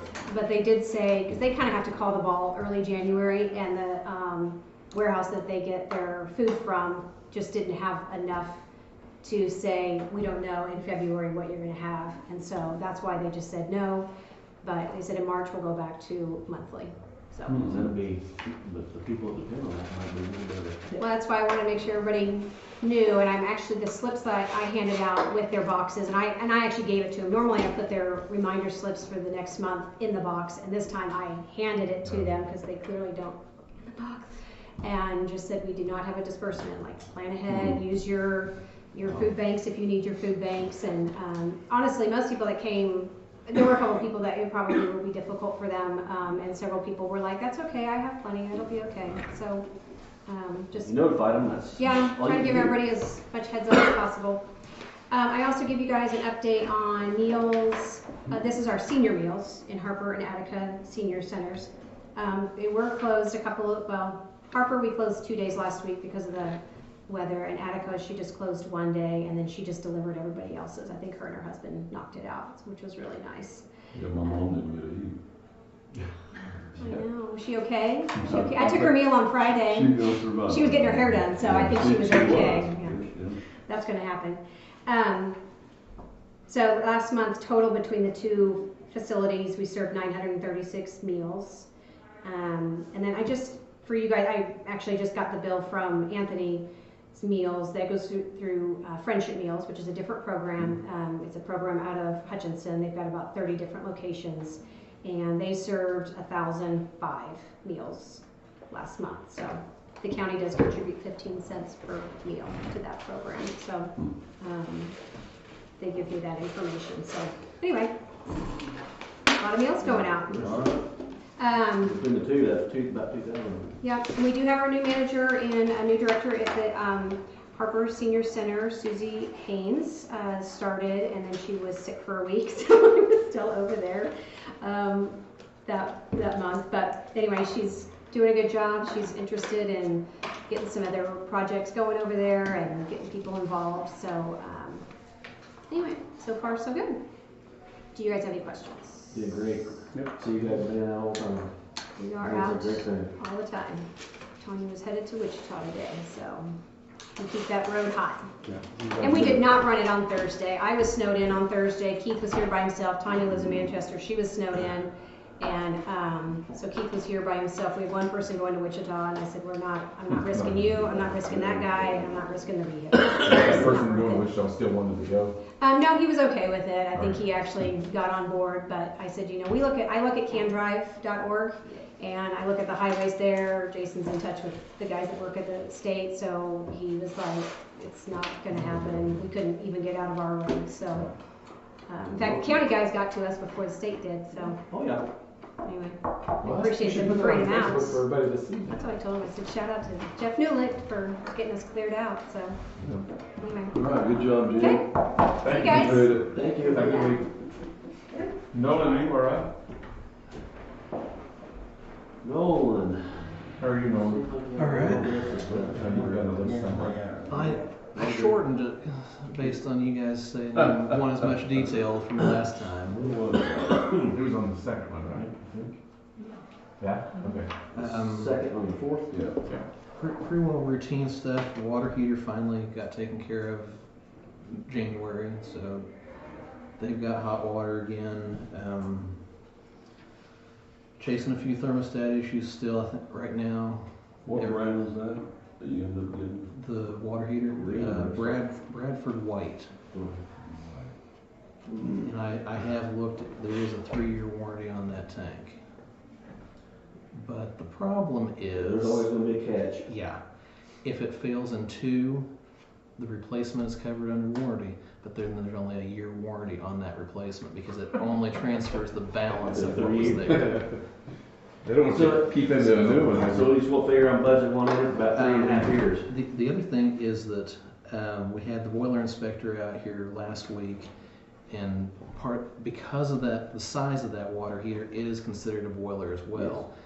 Now, I need to double check the numbers because I didn't write it down, but if memory serves me right, as long as we stay 85 gallons or less, up to 199,999 BTU, it is not considered a boiler. Therefore, it wouldn't have to be inspected. That might be, you can put a smaller unit, higher powered unit in at some point if it came down to that if they didn't have to have that 100-gallon, that might be an option at some point. It might be a little less expensive. So when do you think that they use that much hot water? Because they don't use that much in doing dishes, I'm assuming. Probably when they do inmate showers, depending on how many showers. This is something that we want to talk Tracy. Can't they stagger that? I would think they probably could. I mean, dispatch uses off that same water heater, but they don't use very much hot water, I wouldn't think. So that may be something to consider down the road when the time comes again, is maybe going with a smaller unit. It wouldn't be considered a boiler at that point. I would think we could stagger if we had to get by. Yeah. Hey, one question I had for you on those thermostats. Do you have to pull those off and charge them on occasion? Once in a while. And when I find out that that's the case when I look at the app and it says it's offline. When you go into that thermostat individually, it'll tell you if the Wi-Fi signal's dropped or if it's low power. Sometimes if the Wi-Fi is dropped, it's just a momentary drop in the internet. And it'll pick itself back up within usually about half an hour. The thermostat itself is still running. It's just not talking to the app. So it sends a message to you or Josh, I assume, so you know that something's going on? Yeah. Some of those that I've had to pull off and recharge, I discovered that when they were wired, they didn't hook up the 24 volt common wire. Yeah. So I've hooked that up and I haven't had problems with Well, it. that's what I wondered how, but I don't know, think about So- it. They're smarter than I am. There's nothing here, but. I still, it's next door. Okay. I still don't understand everything that goes on with them, but we've got them working. Nobody's complaining about being cold right now, so I count that as a win. Well, you know, you have the air conditioner. Yeah. Where do you get your air filters? Through Hazel's. So, I've got parts to remove the garbage disposal at Attica that has failed. It's been a problem for some time. Apparently it's been worked on several times prior to me being here. And I've talked to Jan and we're just gonna take it out and not have garbage disposal over there. So I've got the parts to do it, I just haven't made it back over there to do it yet. So the other two big things in my report there are, we have found some water on the floor in the boiler room, and the best that I could tell from, I thought maybe it was leaking from some of the plumbing for the ice melt system on those ramps at either entrance. So we called P1 out, and they were here January 24th and looked things over, checked leaks. There is a small glycol leak coming from one of those lines at a check valve. While he was looking things over, he also found that the pressure relief valves on the boilers for the heating system are leaking a little bit. That's where the majority of our water is coming from. With that, we've also been losing some of the chemicals in the water. That's a closed loop system that has various chemicals in it, and when we had SMC in for their routine water chemistry analysis, they told me that the nitrite level was extremely low and that it was probably low because of the leak. So the nitrite level was low, the conductivity was low. I've added the chemicals to bring that back up, but as long as it's leaking, we're still on the losing end of that.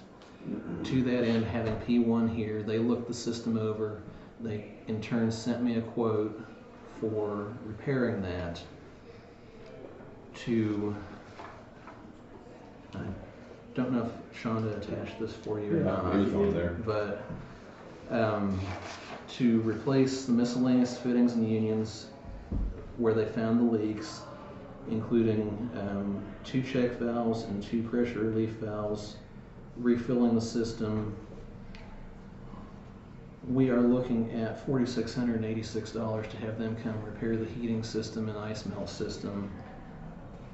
I haven't received the firm bill yet, but they figured it was about $800 for them to come down and find the leaks in the system. What year was that installed, Nolan? Do you have reference? I have not gone looking for that. It seems like when we did the stairs. That's what I was gonna say. It seemed like that's not even been in there 7 or 8 years yet, because when I got on, they were still dealing with the mess of that from P1. Okay. So I have not gone back and looked to see when that was installed. and I don't even know where we'll find it. I may have to call Lee and Carla and visit with them to see what the deal was, because I was just coming 5 on years? it. Do what? 5 years? No, it's been longer than that. But I want to ask them, because when they installed that, they had lots of problems with leaks almost immediately after they installed it. Some of that I know was they didn't seal things properly where it goes through the wall to outside. Okay, so are we still dealing with some of that? No. That's not the same thing? This is not the same thing. Okay. I knew there was something like that. That's what all the water and mud downstairs was that we had a huge rainstorm right after it was put in, and it flushed it back through where they drilled through the walls for those lines to go out. Okay. That's all been taken care of. We're not leaking there. But I wonder about if there's a warranty on that. Surely not for this long. I'm guessing that probably won't be. Well, and these are fittings that are leaking for the ice melt system. Seems like a lot of money for. Yeah, that's what I thought. Yeah, 1, 2, 3, 4, 5 fittings. A lot of it's the mileage and their labor. And it's buried too, isn't it? No, this The is fittings are where they can get to them this pretty easy? this is all indoors. Is that not something you can tackle, Nolan? It's not something I'm comfortable with. I don't know enough about this system where to drain it or anything. It's going to have to be drained and then the air purged out of it. And they're wanting to convert from a threaded fitting to a gasketed flanged fitting.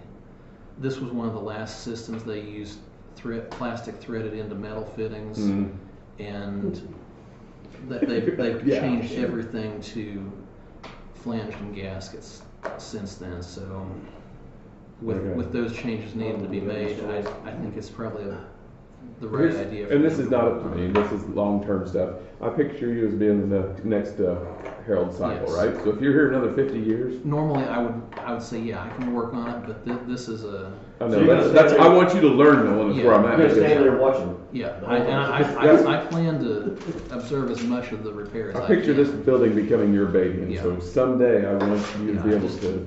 This is beyond. Okay, I get that. What I can do for what they want to do. This is. There's a lot to that. It's not just like in your house. I know. Yeah, So that money would come out of your budget? Yeah, unless there's a capital line for capital repairs. That's a lot right away to come out of Nolan's budget. Yeah, it is. Which is. Keep saying it's February. What's your budget? I don't know what your budget is. What is its budget? I think the repair and maintenance line item is 40,000. That'll lead it away real quick. We'll just have to make changes later on. And I know last year when it was larger that it went over, but I came in so I didn't know what went out before in those 8 months prior. Well, we ain't got a choice. We gotta fix it, right? Yeah. We don't want to sit there I mean, on the floor. yeah, it's back along the wall, and it is running toward the floor drain, but I want to look at it. we're losing the chemical out of the heating system with those pressure relief valves. Can we go down there after maybe? Sure. Yeah, if you haven't seen it yet, you need to go. And it was supposedly more efficient than what they had. I get that, but they've spent an awful lot of money there to get to this point, and then they start putting money in. So. For 5 fittings and for the drive down here. Yeah, And the solution must be ungodly high because 5 fittings can't be. I mean, they're figuring a lot of money on labor somewhere along the line. Well, and I'm wondering, they said they could do it in a couple of days. Well, that's getting lower than there. So. Did you have that ramp fired up then when it started getting cold? Yes, it wasn't working. We had to scrape some ice off of it just because we had got enough, and the wind was blowing hard enough that it just didn't keep up. Well, I get that. Once we got it cleaned off, it kept up just fine. And I remember Harold talking about that. He used to say something about, he used to tell me he'd light it up a week before Yeah, storm was coming in. it's actually been on all season. Has it? It's just a matter when that temperature drops, then the boiler Oh, yeah, kicks it went, on. yeah, so quick you couldn't keep up. So, but yeah. You decided your paper for that money. I've got ISA for the heater repairs and.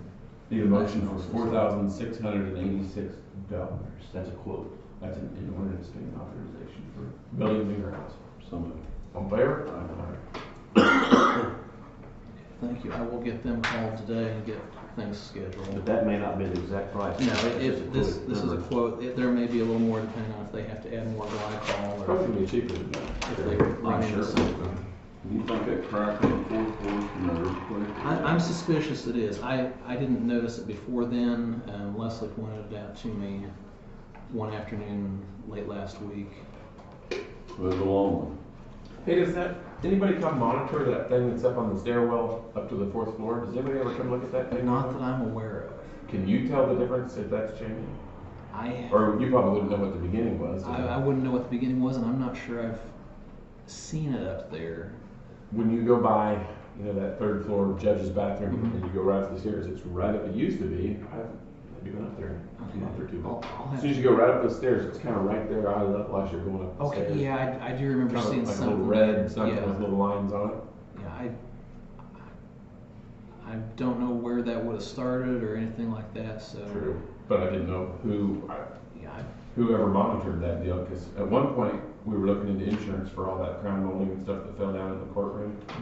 And so they came down, they were monitoring all that to see what was Yeah, changing. I'm not sure if that was from it's across one tile, and then it does actually spread into the tiles on either side of it. Do you have a copy of that? Do we have what's your copy? According to Leslie, we don't. I have not found any yet. I'm assuming since it's a historical building, you're gonna have to, something similar, right? That's probably old asbestos stuff up there. I don't know.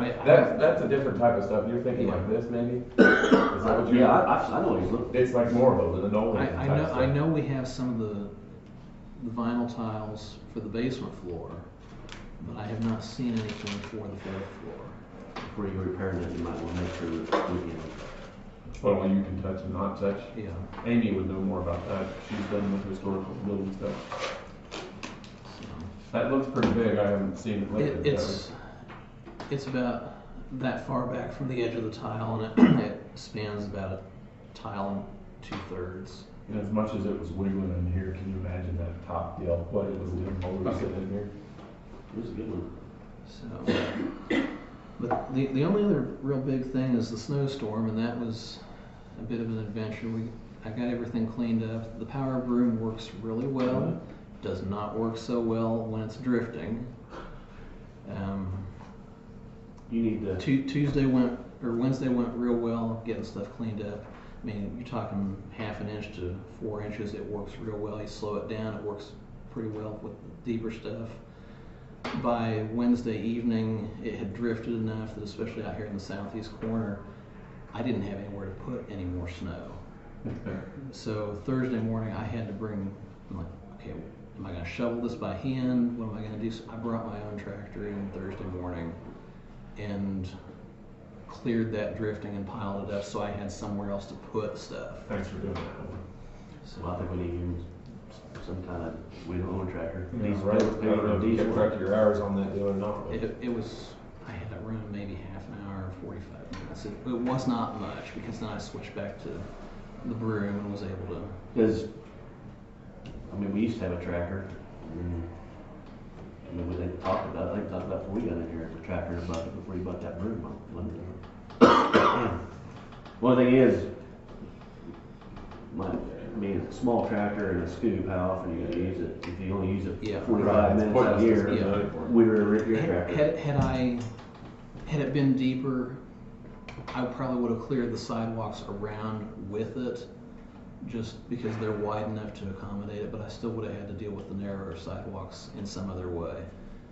I did dig out the east sidewalk here Thursday morning because it was a foot deep. Yeah. But I just assume pay him something for tractors as buy one. Yeah, I would too. I know they've gone up in price considerably since I bought mine. Cool.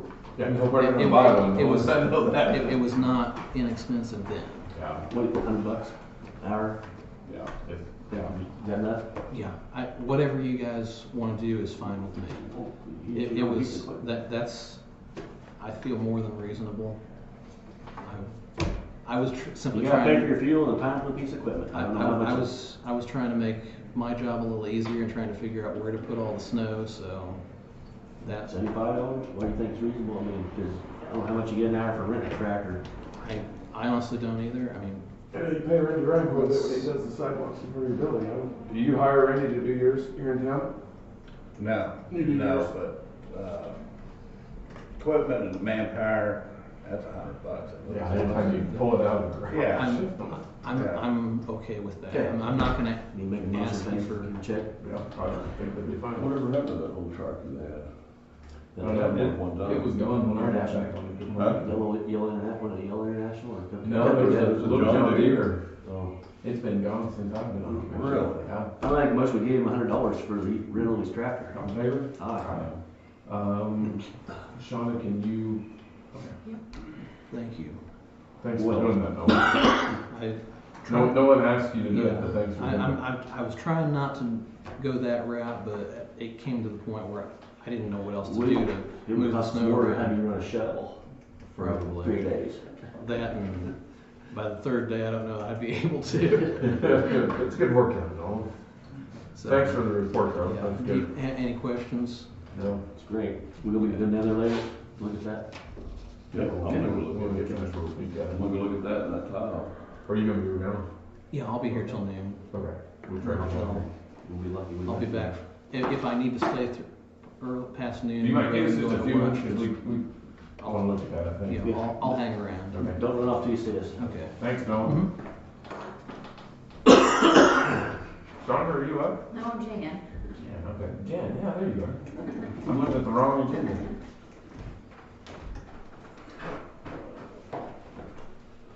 How are you, Jen? Fine. So did she email you the proposals? Yep. I can't remember what that is.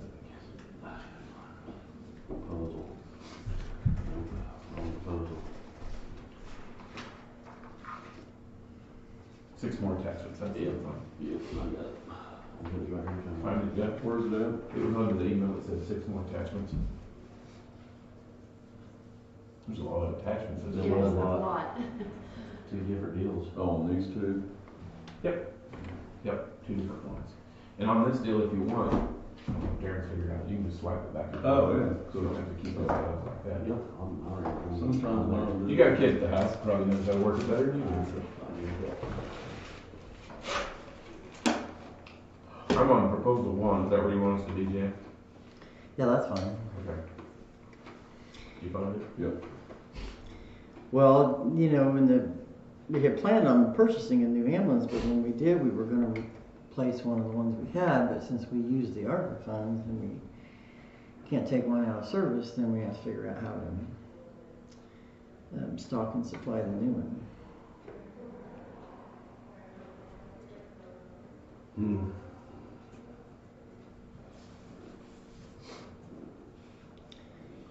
So Chandra and I had looked, and as far as the power load, the ARPA funds would pay for that.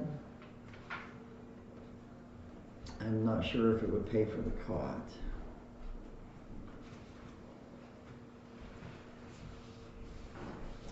Or we can have the power load moved out of 25 and put into the... Is a power cot something, explain that to me. Is it something you have to have or something? So... Is it on here? Mm-hmm. That's what you showed me, right? Yeah, under proposal number 2. No, I mean up there. Yes. Harper. Yes. So the power load pretty much does all the lifting for you. You don't have to do anything, just like put the deal on there and lifts it up, puts it in the truck. Or you can have a system that just has the power cot. It requires 2 people to load, but it allows them to both be at the foot end. The old cots, only one person did the lifting while the other worked the leg, which is pretty big weight loaded sometimes. Does our other ones have the power load system on them or not? Yes. They all do? Yes. The power load? We come back to the point where we decided that's better off than a back injury. Yeah, if you look at the workman's comp rates and stuff, it is pretty much that's the way most services has gone now. But we do have the option of taking it out of 75 and putting it in the new one and putting the old system back in 75, but we would still need a power cot. Which ambulance is used the least amount? Is that 75. 75? But if the ARPA funds would pay for it, I don't know where you guys are at on the ARPA funds. I mean, if they would pay for the power load, that would be nice. But yes, 75 used. Well, 73 used the least because they were waiting to get it remounted. But then the next in line would be 75. It's the small van looking ambulance. 75 is. Which do you use the power load that much? I mean, is it? It's not. It's that smaller van. Does it make several runs? No. Mostly one because it was the one that got the deer damage, and then 2, when we were dealing with Corona a lot, it's just too small on the inside. But if we get away from it, then we'll use it more on transfers and stuff than we did before. So would you be all right taking it out 75 I guess as long as we put a power cot in it, buy a power cot to put in it, we could go back to we kept the old tracking out of the ambulances when we put power loads in the others. Why does it cost that much money? You know, that's. I don't know. So that's- the it's power costs close. 20,000 then, huh? Yes, What's the power load? the power load's 25, and then $1,000 to install So this total 38,000, if you got, okay, so if you get the power load, does that include the power top then? Is that, see, so you're at 45,000, so that 38,000 can't be. it. Yeah, that was just if we took the 25,000 out of the ARPA funds to, then the rest of the stuff that we would be required to purchase. So you're looking at close to 65,000. Yeah, if we pay for the power load ourselves. How much, Shonda, do you know how much is left in that ARPA fund? Well, before the ambulance is taken out, we have 344,500, and then the ambulance was 200. Do you remember? Yeah, 260. 260. Oh, I can't. Maybe it was 229. When's the next check of that coming in? I'm not sure. I can check though. And here's the deal, I don't wanna touch the ARPA funds. We've talked about this before, because I feel like the more of that we just tap into, that tells the federal government, oh, these guys, they're loving it, they're using all this money. And I just hate doing that. So where are you gonna put up 65,000? I don't know where you're gonna come up with that. Well, if we, We have 25 sitting back that we'd set for equipment, 25. yeah, I put 25,000 and some over that we didn't use last year.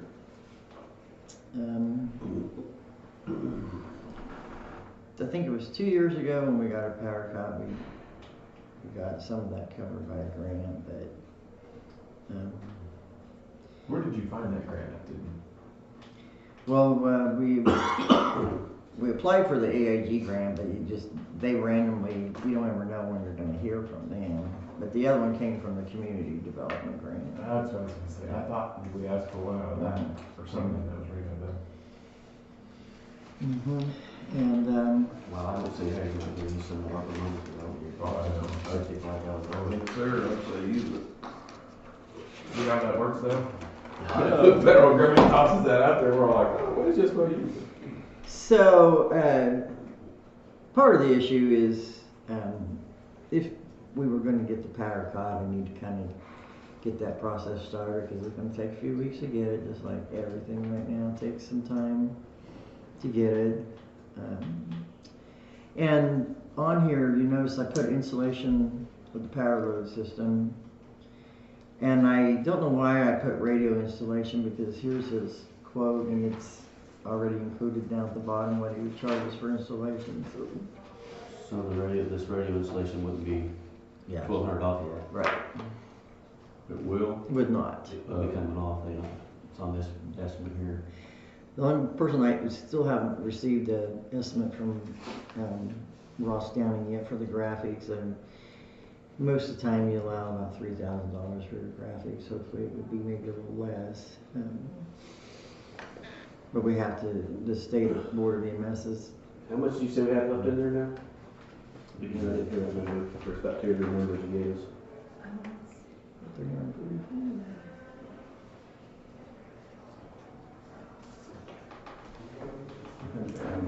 344. About 229, I think. Put you on the spot. About 115,500. Is left in there?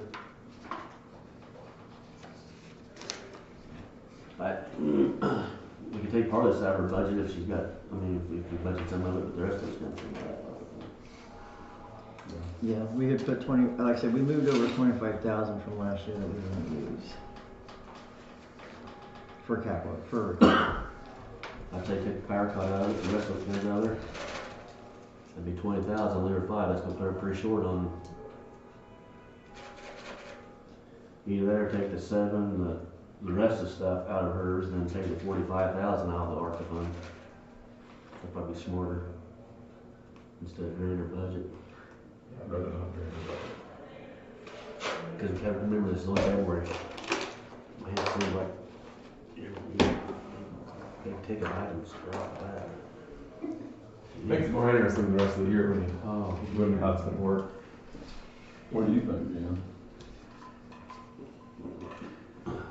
Well, trying to remember since Darren said that, we did put a little bit of money aside for equipment this year also, besides moving that over, but. But you got another truck that we're thinking about remounting and. Yeah. And That's next year. Maybe we ought to just think about using the ARPA money, you know, because if you think about the federal government put us in this position. You gotta replace that one next year? No, it's this year, isn't it? Is it The this year? remount, if we can ever come up with a chassis will happen this year. Okay. Because it was actually budgeted for last year, but it didn't get done. Because nobody. I think it needs to come out ARPA and be done. Chassis. I think you might be right. I don't like it.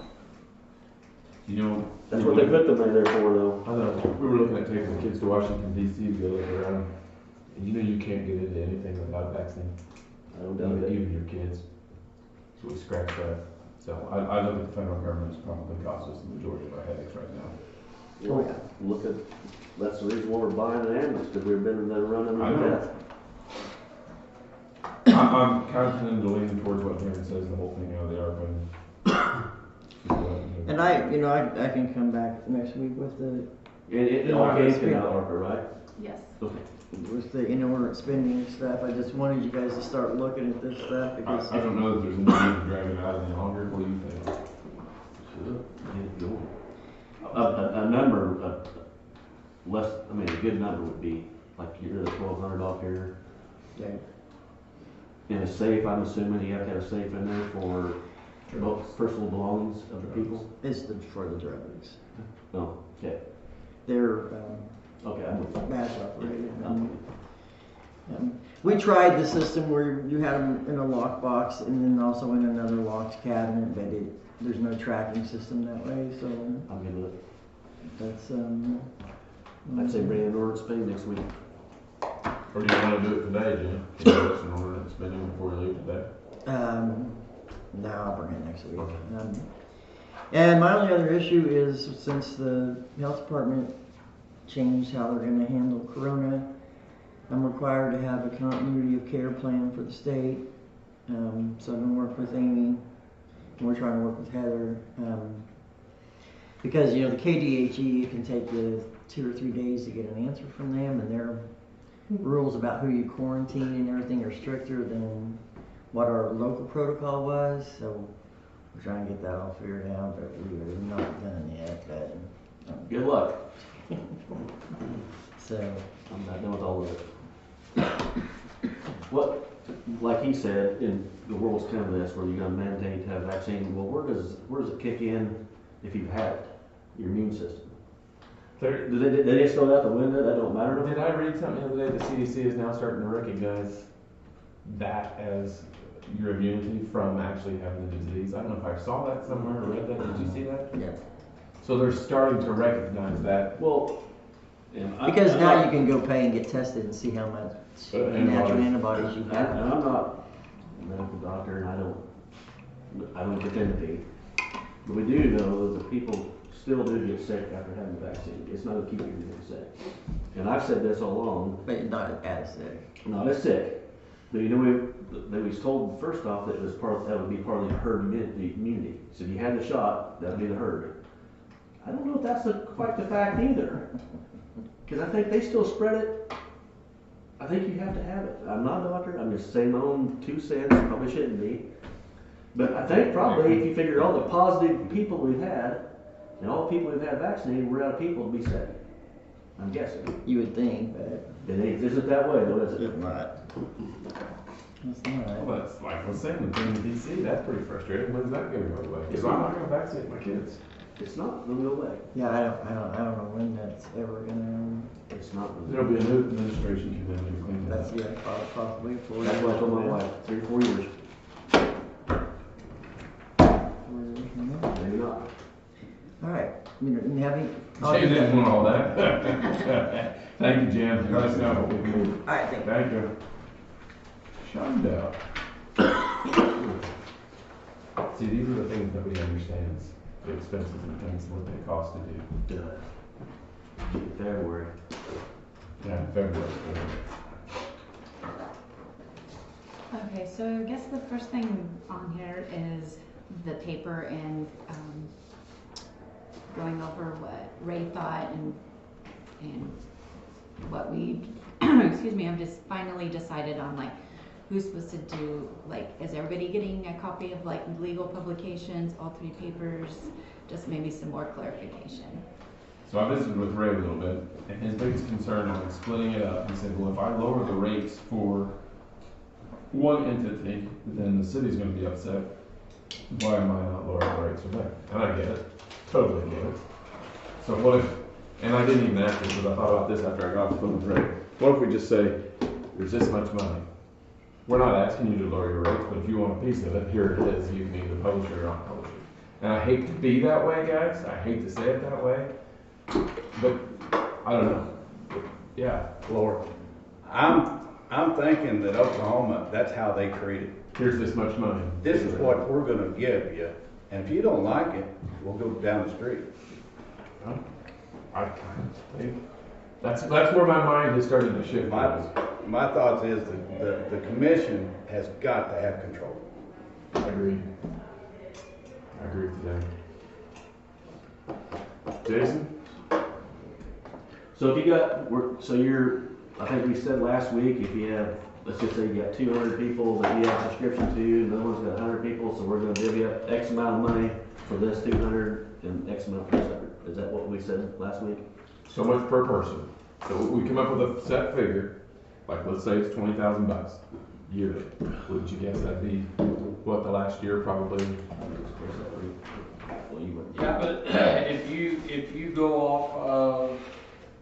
go off of last year's figures and then divide that 3-way, I don't think it's going to be economical to do that between 3 publications, because you already had a lower rate because of the bid process.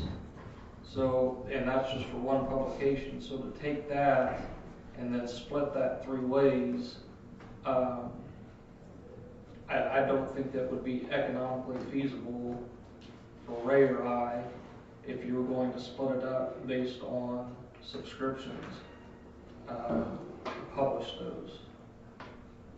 I mean, if I'm going to end up with $1.50 per column inch to publish notices, that's probably not going to be financially feasible for me to do.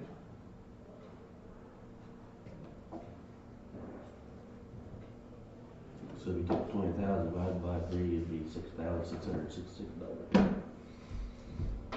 But like he's saying, that was what came in as a result of the bid process. You probably want to crank that number up a little bit. Is that $20,000, is that delinquents in all county legal? Yeah. That's all county legal. The delinquent itself was 12,000 something last year. And hopefully someday that was by itself. And then Jason's saying the rest of the 20 is through outside, or no, in-house legal publications through the county. Yeah. Right. That doesn't count got like the rest. the classified advertising. That doesn't count the ad that Department of Aging runs on a monthly basis. Delinquent tax is going to be just as much, and it's going to be a lot next year too, this year, isn't it? That list? Yeah, but hopefully soon that'll start. But you guys got to figure it's going to be a lot this year again. Probably so. Almost 100 and some properties.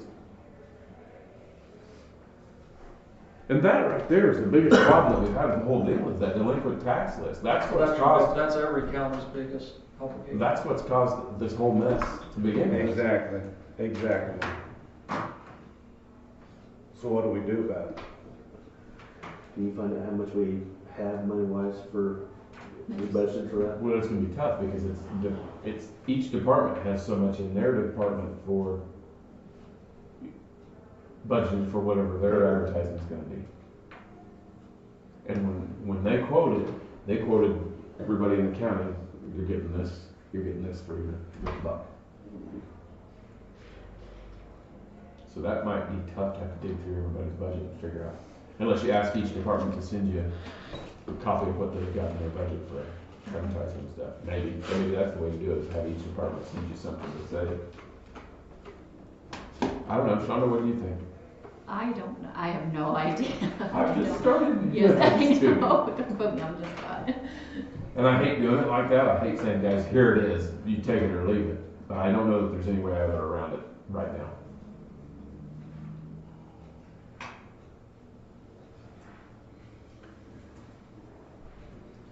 But the thing here's, I may be wrong. Let's say that we got 3 pages of this and we don't have the money to pay for it, then it's gotta go in the paper. It's gotta be published in the paper somewhere, right? Yeah, and let's say LD says, well, I'm not taking that. That's what I'm getting ready to say. Well, I ain't gonna publish that and I'm gonna get paid 50 cents for it, a line item. Now, why would they do that? I see what they're saying. I mean, because if you run out of money, but it has to be legal publication, you gotta have it in paper. What if you had all 3 here and just had a bidding war? No. Auction. I don't want to do So that. I'll tell you, floor. Yeah.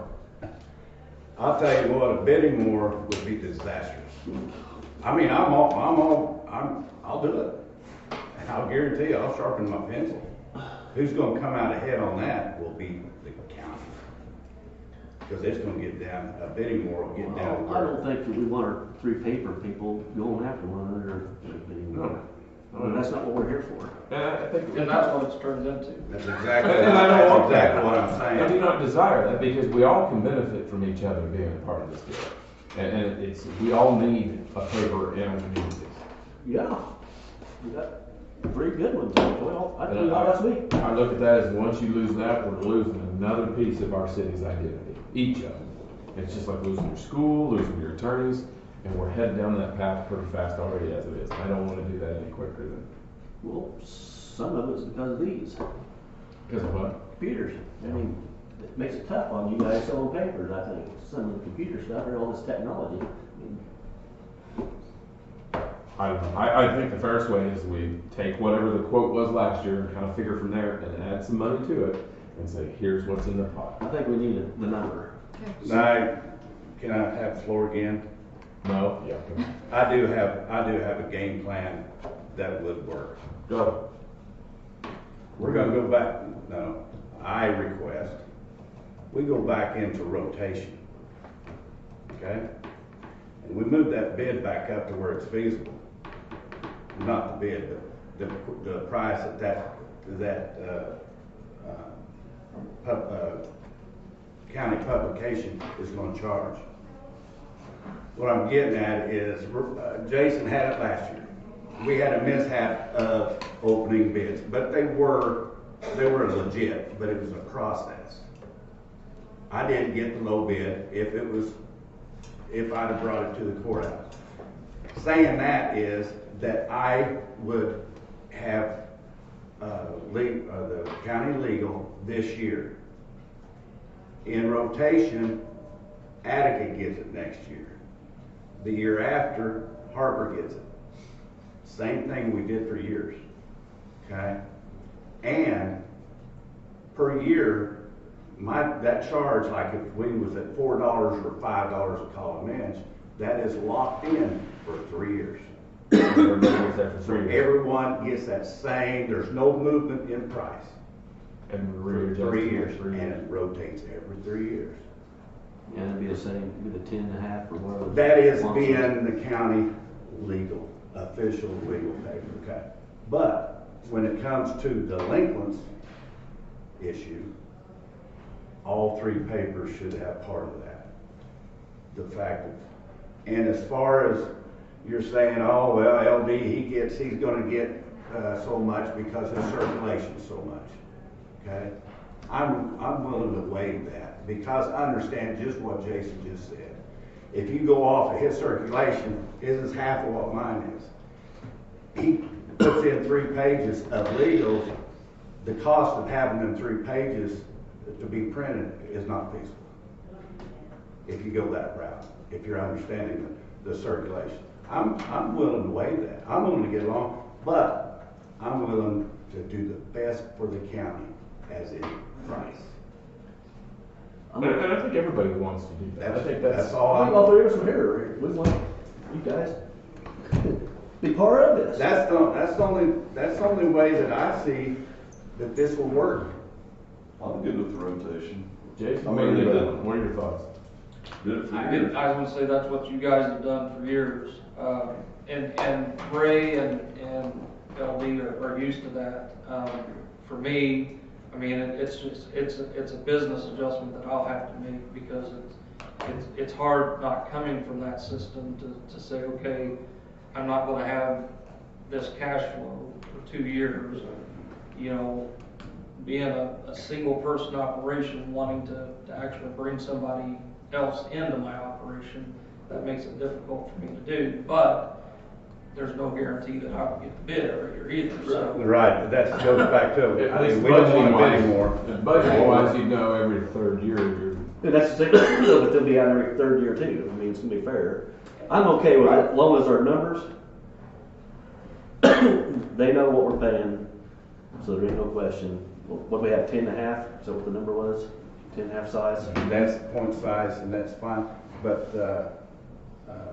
you're saying that on the delinquent, you're gonna have a pot, and you're gonna distribute it 3 ways. What would be wrong with that? I mean, would you disagree with When that? I'm gonna go off of circulation, it is a 3-way split. It don't matter if Atticus got 250 circulation or not. They're gonna get the same amount of money that I do. Well, I will say, the last one that we had published worked, because, I mean, people came in and paid their. Well, no, I think not just that, but I think people are getting to the point of, they're gonna sell my crap, I don't have it. Well, and if you got them in all 3 papers, that they're the circulation is gonna be there, and people see it, they're calling, they're going, Your neighbor's what's gonna my see it." name doing in there? Yeah. They take care of it. But we went through a period where there was no penalty for not paying your taxes. Yep. And then now all of a sudden it's like, they're gonna sell it if I don't get in there. Yep. So I think that's part of it too, but. Your thoughts? Is that, I mean, you proposed it. What would be your, or what is your thoughts as far as what the pot is for the delinquent taxes? We have to find. That's something that you and I and Ray can look and see, and then present it to them and say, hey, is this feasible for the county? Well, so for instance, 12,000, but whatever last year. We're gonna have to add to that, I feel like, because that was a. You can add to process. it, but I don't really want to go back, but it used to be where we could do it for 5,000 or 6,000. I hope that we do start getting where it's at that point again, where there's very few of them to put in the paper. It could if you want to bid it, but I don't, the bidding deal's not. No, I don't want to bid. I like this rotation thing. We figure out, we have to know what we got for money to start with. I mean, we're just guessing on numbers. I mean, our number could be up here, or it could be down here. But I think it's something that's workable. You good if we do that? Yeah, the delinquent tax list is the thing that we're gonna have to figure out, because, I mean, obviously, it created an issue, this year, which was a huge shock to me, because I didn't do it any different than I've always done it. So I don't know how he came up and was able to do it for that. Now, I do know that the spacing was different between his old format and our format, so I don't know if that was the issue. But I would think if you did like somewhere between 12 and 15,000 for that, divvied up between the 3 of us, I would think that'd be workable. I think we can make it work. I think that's something that. We get everybody sitting here, all you gotta do is talk. That could be talked about, because the delinquent's what, how, is it 3 or 4 months away? 3 months? When do they do that? Coming up June, sometime summertime, late spring, early summer. Okay, we got a little time to do that, do our homework on that. Yeah. And then we'll talk all 3 and put the committee, hey, how big a pie do we want to cut 3 ways? Can you guys get together, the 3 of you, and try to hash that out then? Is that? Yeah, we can do that. Is that anti-Sherman Trust Act or something there we're violating? I think with 3 papers and the way things, how we operate and how we've operated, this is the only way to go. Okay. I'll trust that you get hold of Ray and try to include him in the conversation. Yeah, because any other traffic, any other way, it's gonna be a bid war, and we're gonna end up in that. And I don't want the 3 of you, end up in that. but I don't want the 3 of you hating each other out of this deal, and that's not our intention at all. What is good for this county and what's good for the 3 newspapers that are surviving, I'm for. Well, and I think all of the businesses in this county need to start getting along a little bit better. We're not against each other. You know, Gerber and I have a lot of conversations about, Gerber, if you get a deal, I'm glad for you. Yeah, and I think we all need to start having that mentality of, we need to take care of each If we other. don't work together, you're gonna leave. That's what's gonna happen. If we all don't work together on this, you guys keep having to cut each other's throat to get the bid, well, eventually you're not gonna be making any money on it. I mean, that's where it's gonna go. No, and it goes right back to what I was saying, it's gonna end up in that courtroom. So, and then we're all gonna pay for it. Then we're gonna make attorneys rich. punch each other out. All right, well, I'll trust that you get a hold of Ray then and let you guys kind of let us know. I would though, I would like to have that official county assigned today. Because at this moment, there's no county official paper. Right, we just kind of relied on last year's.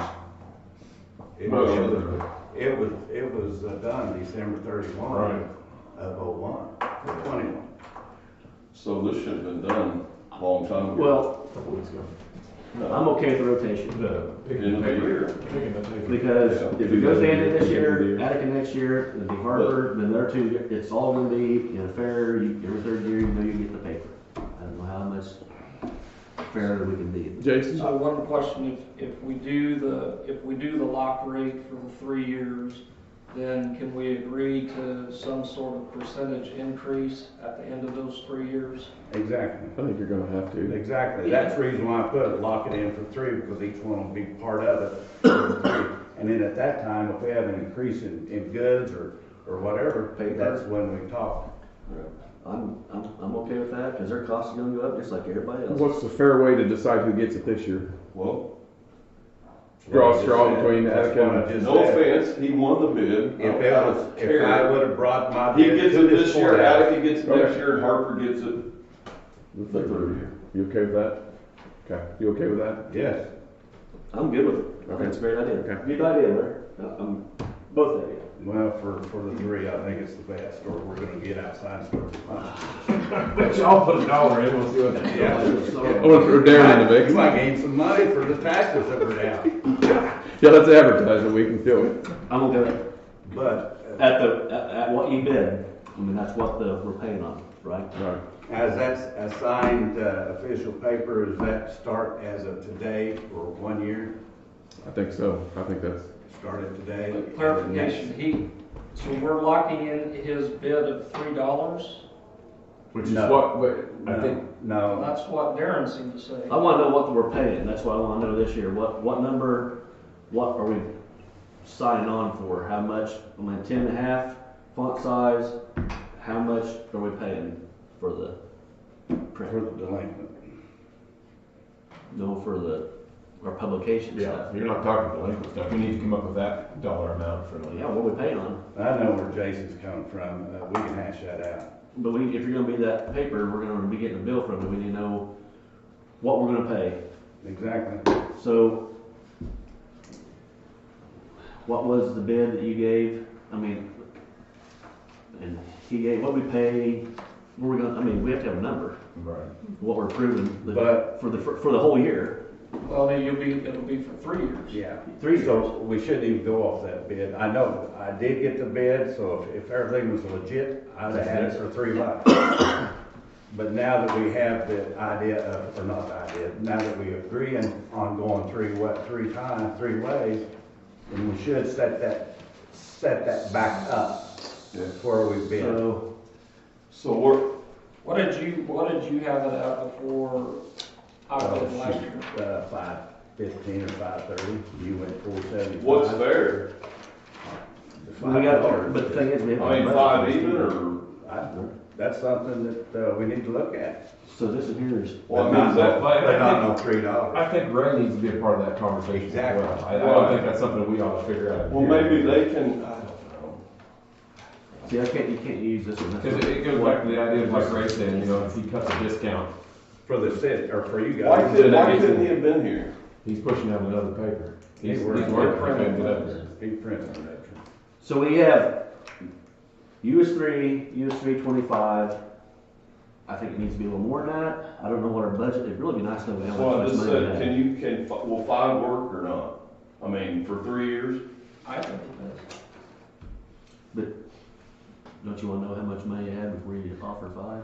I'm just saying, I'm talking to these guys, that's their business, that's their livelihood.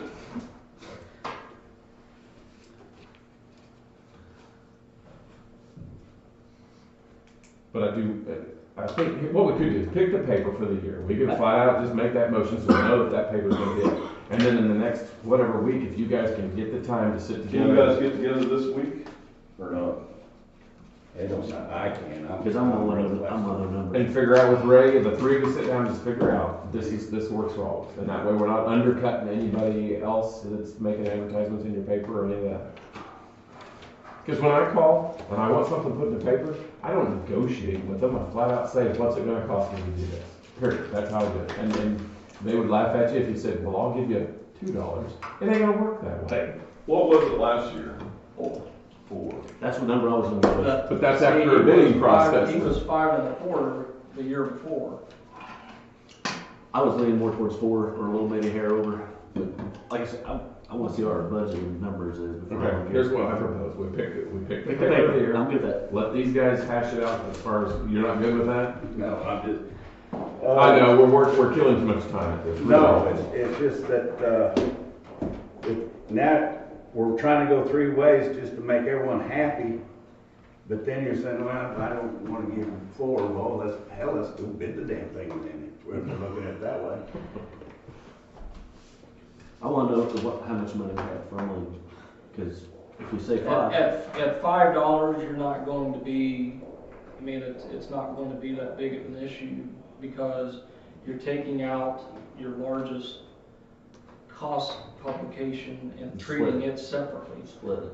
So, yeah, you're not, yeah, the change in dollars is not going to be that much. And that point size is going to be down there to where your size is going to make a big difference.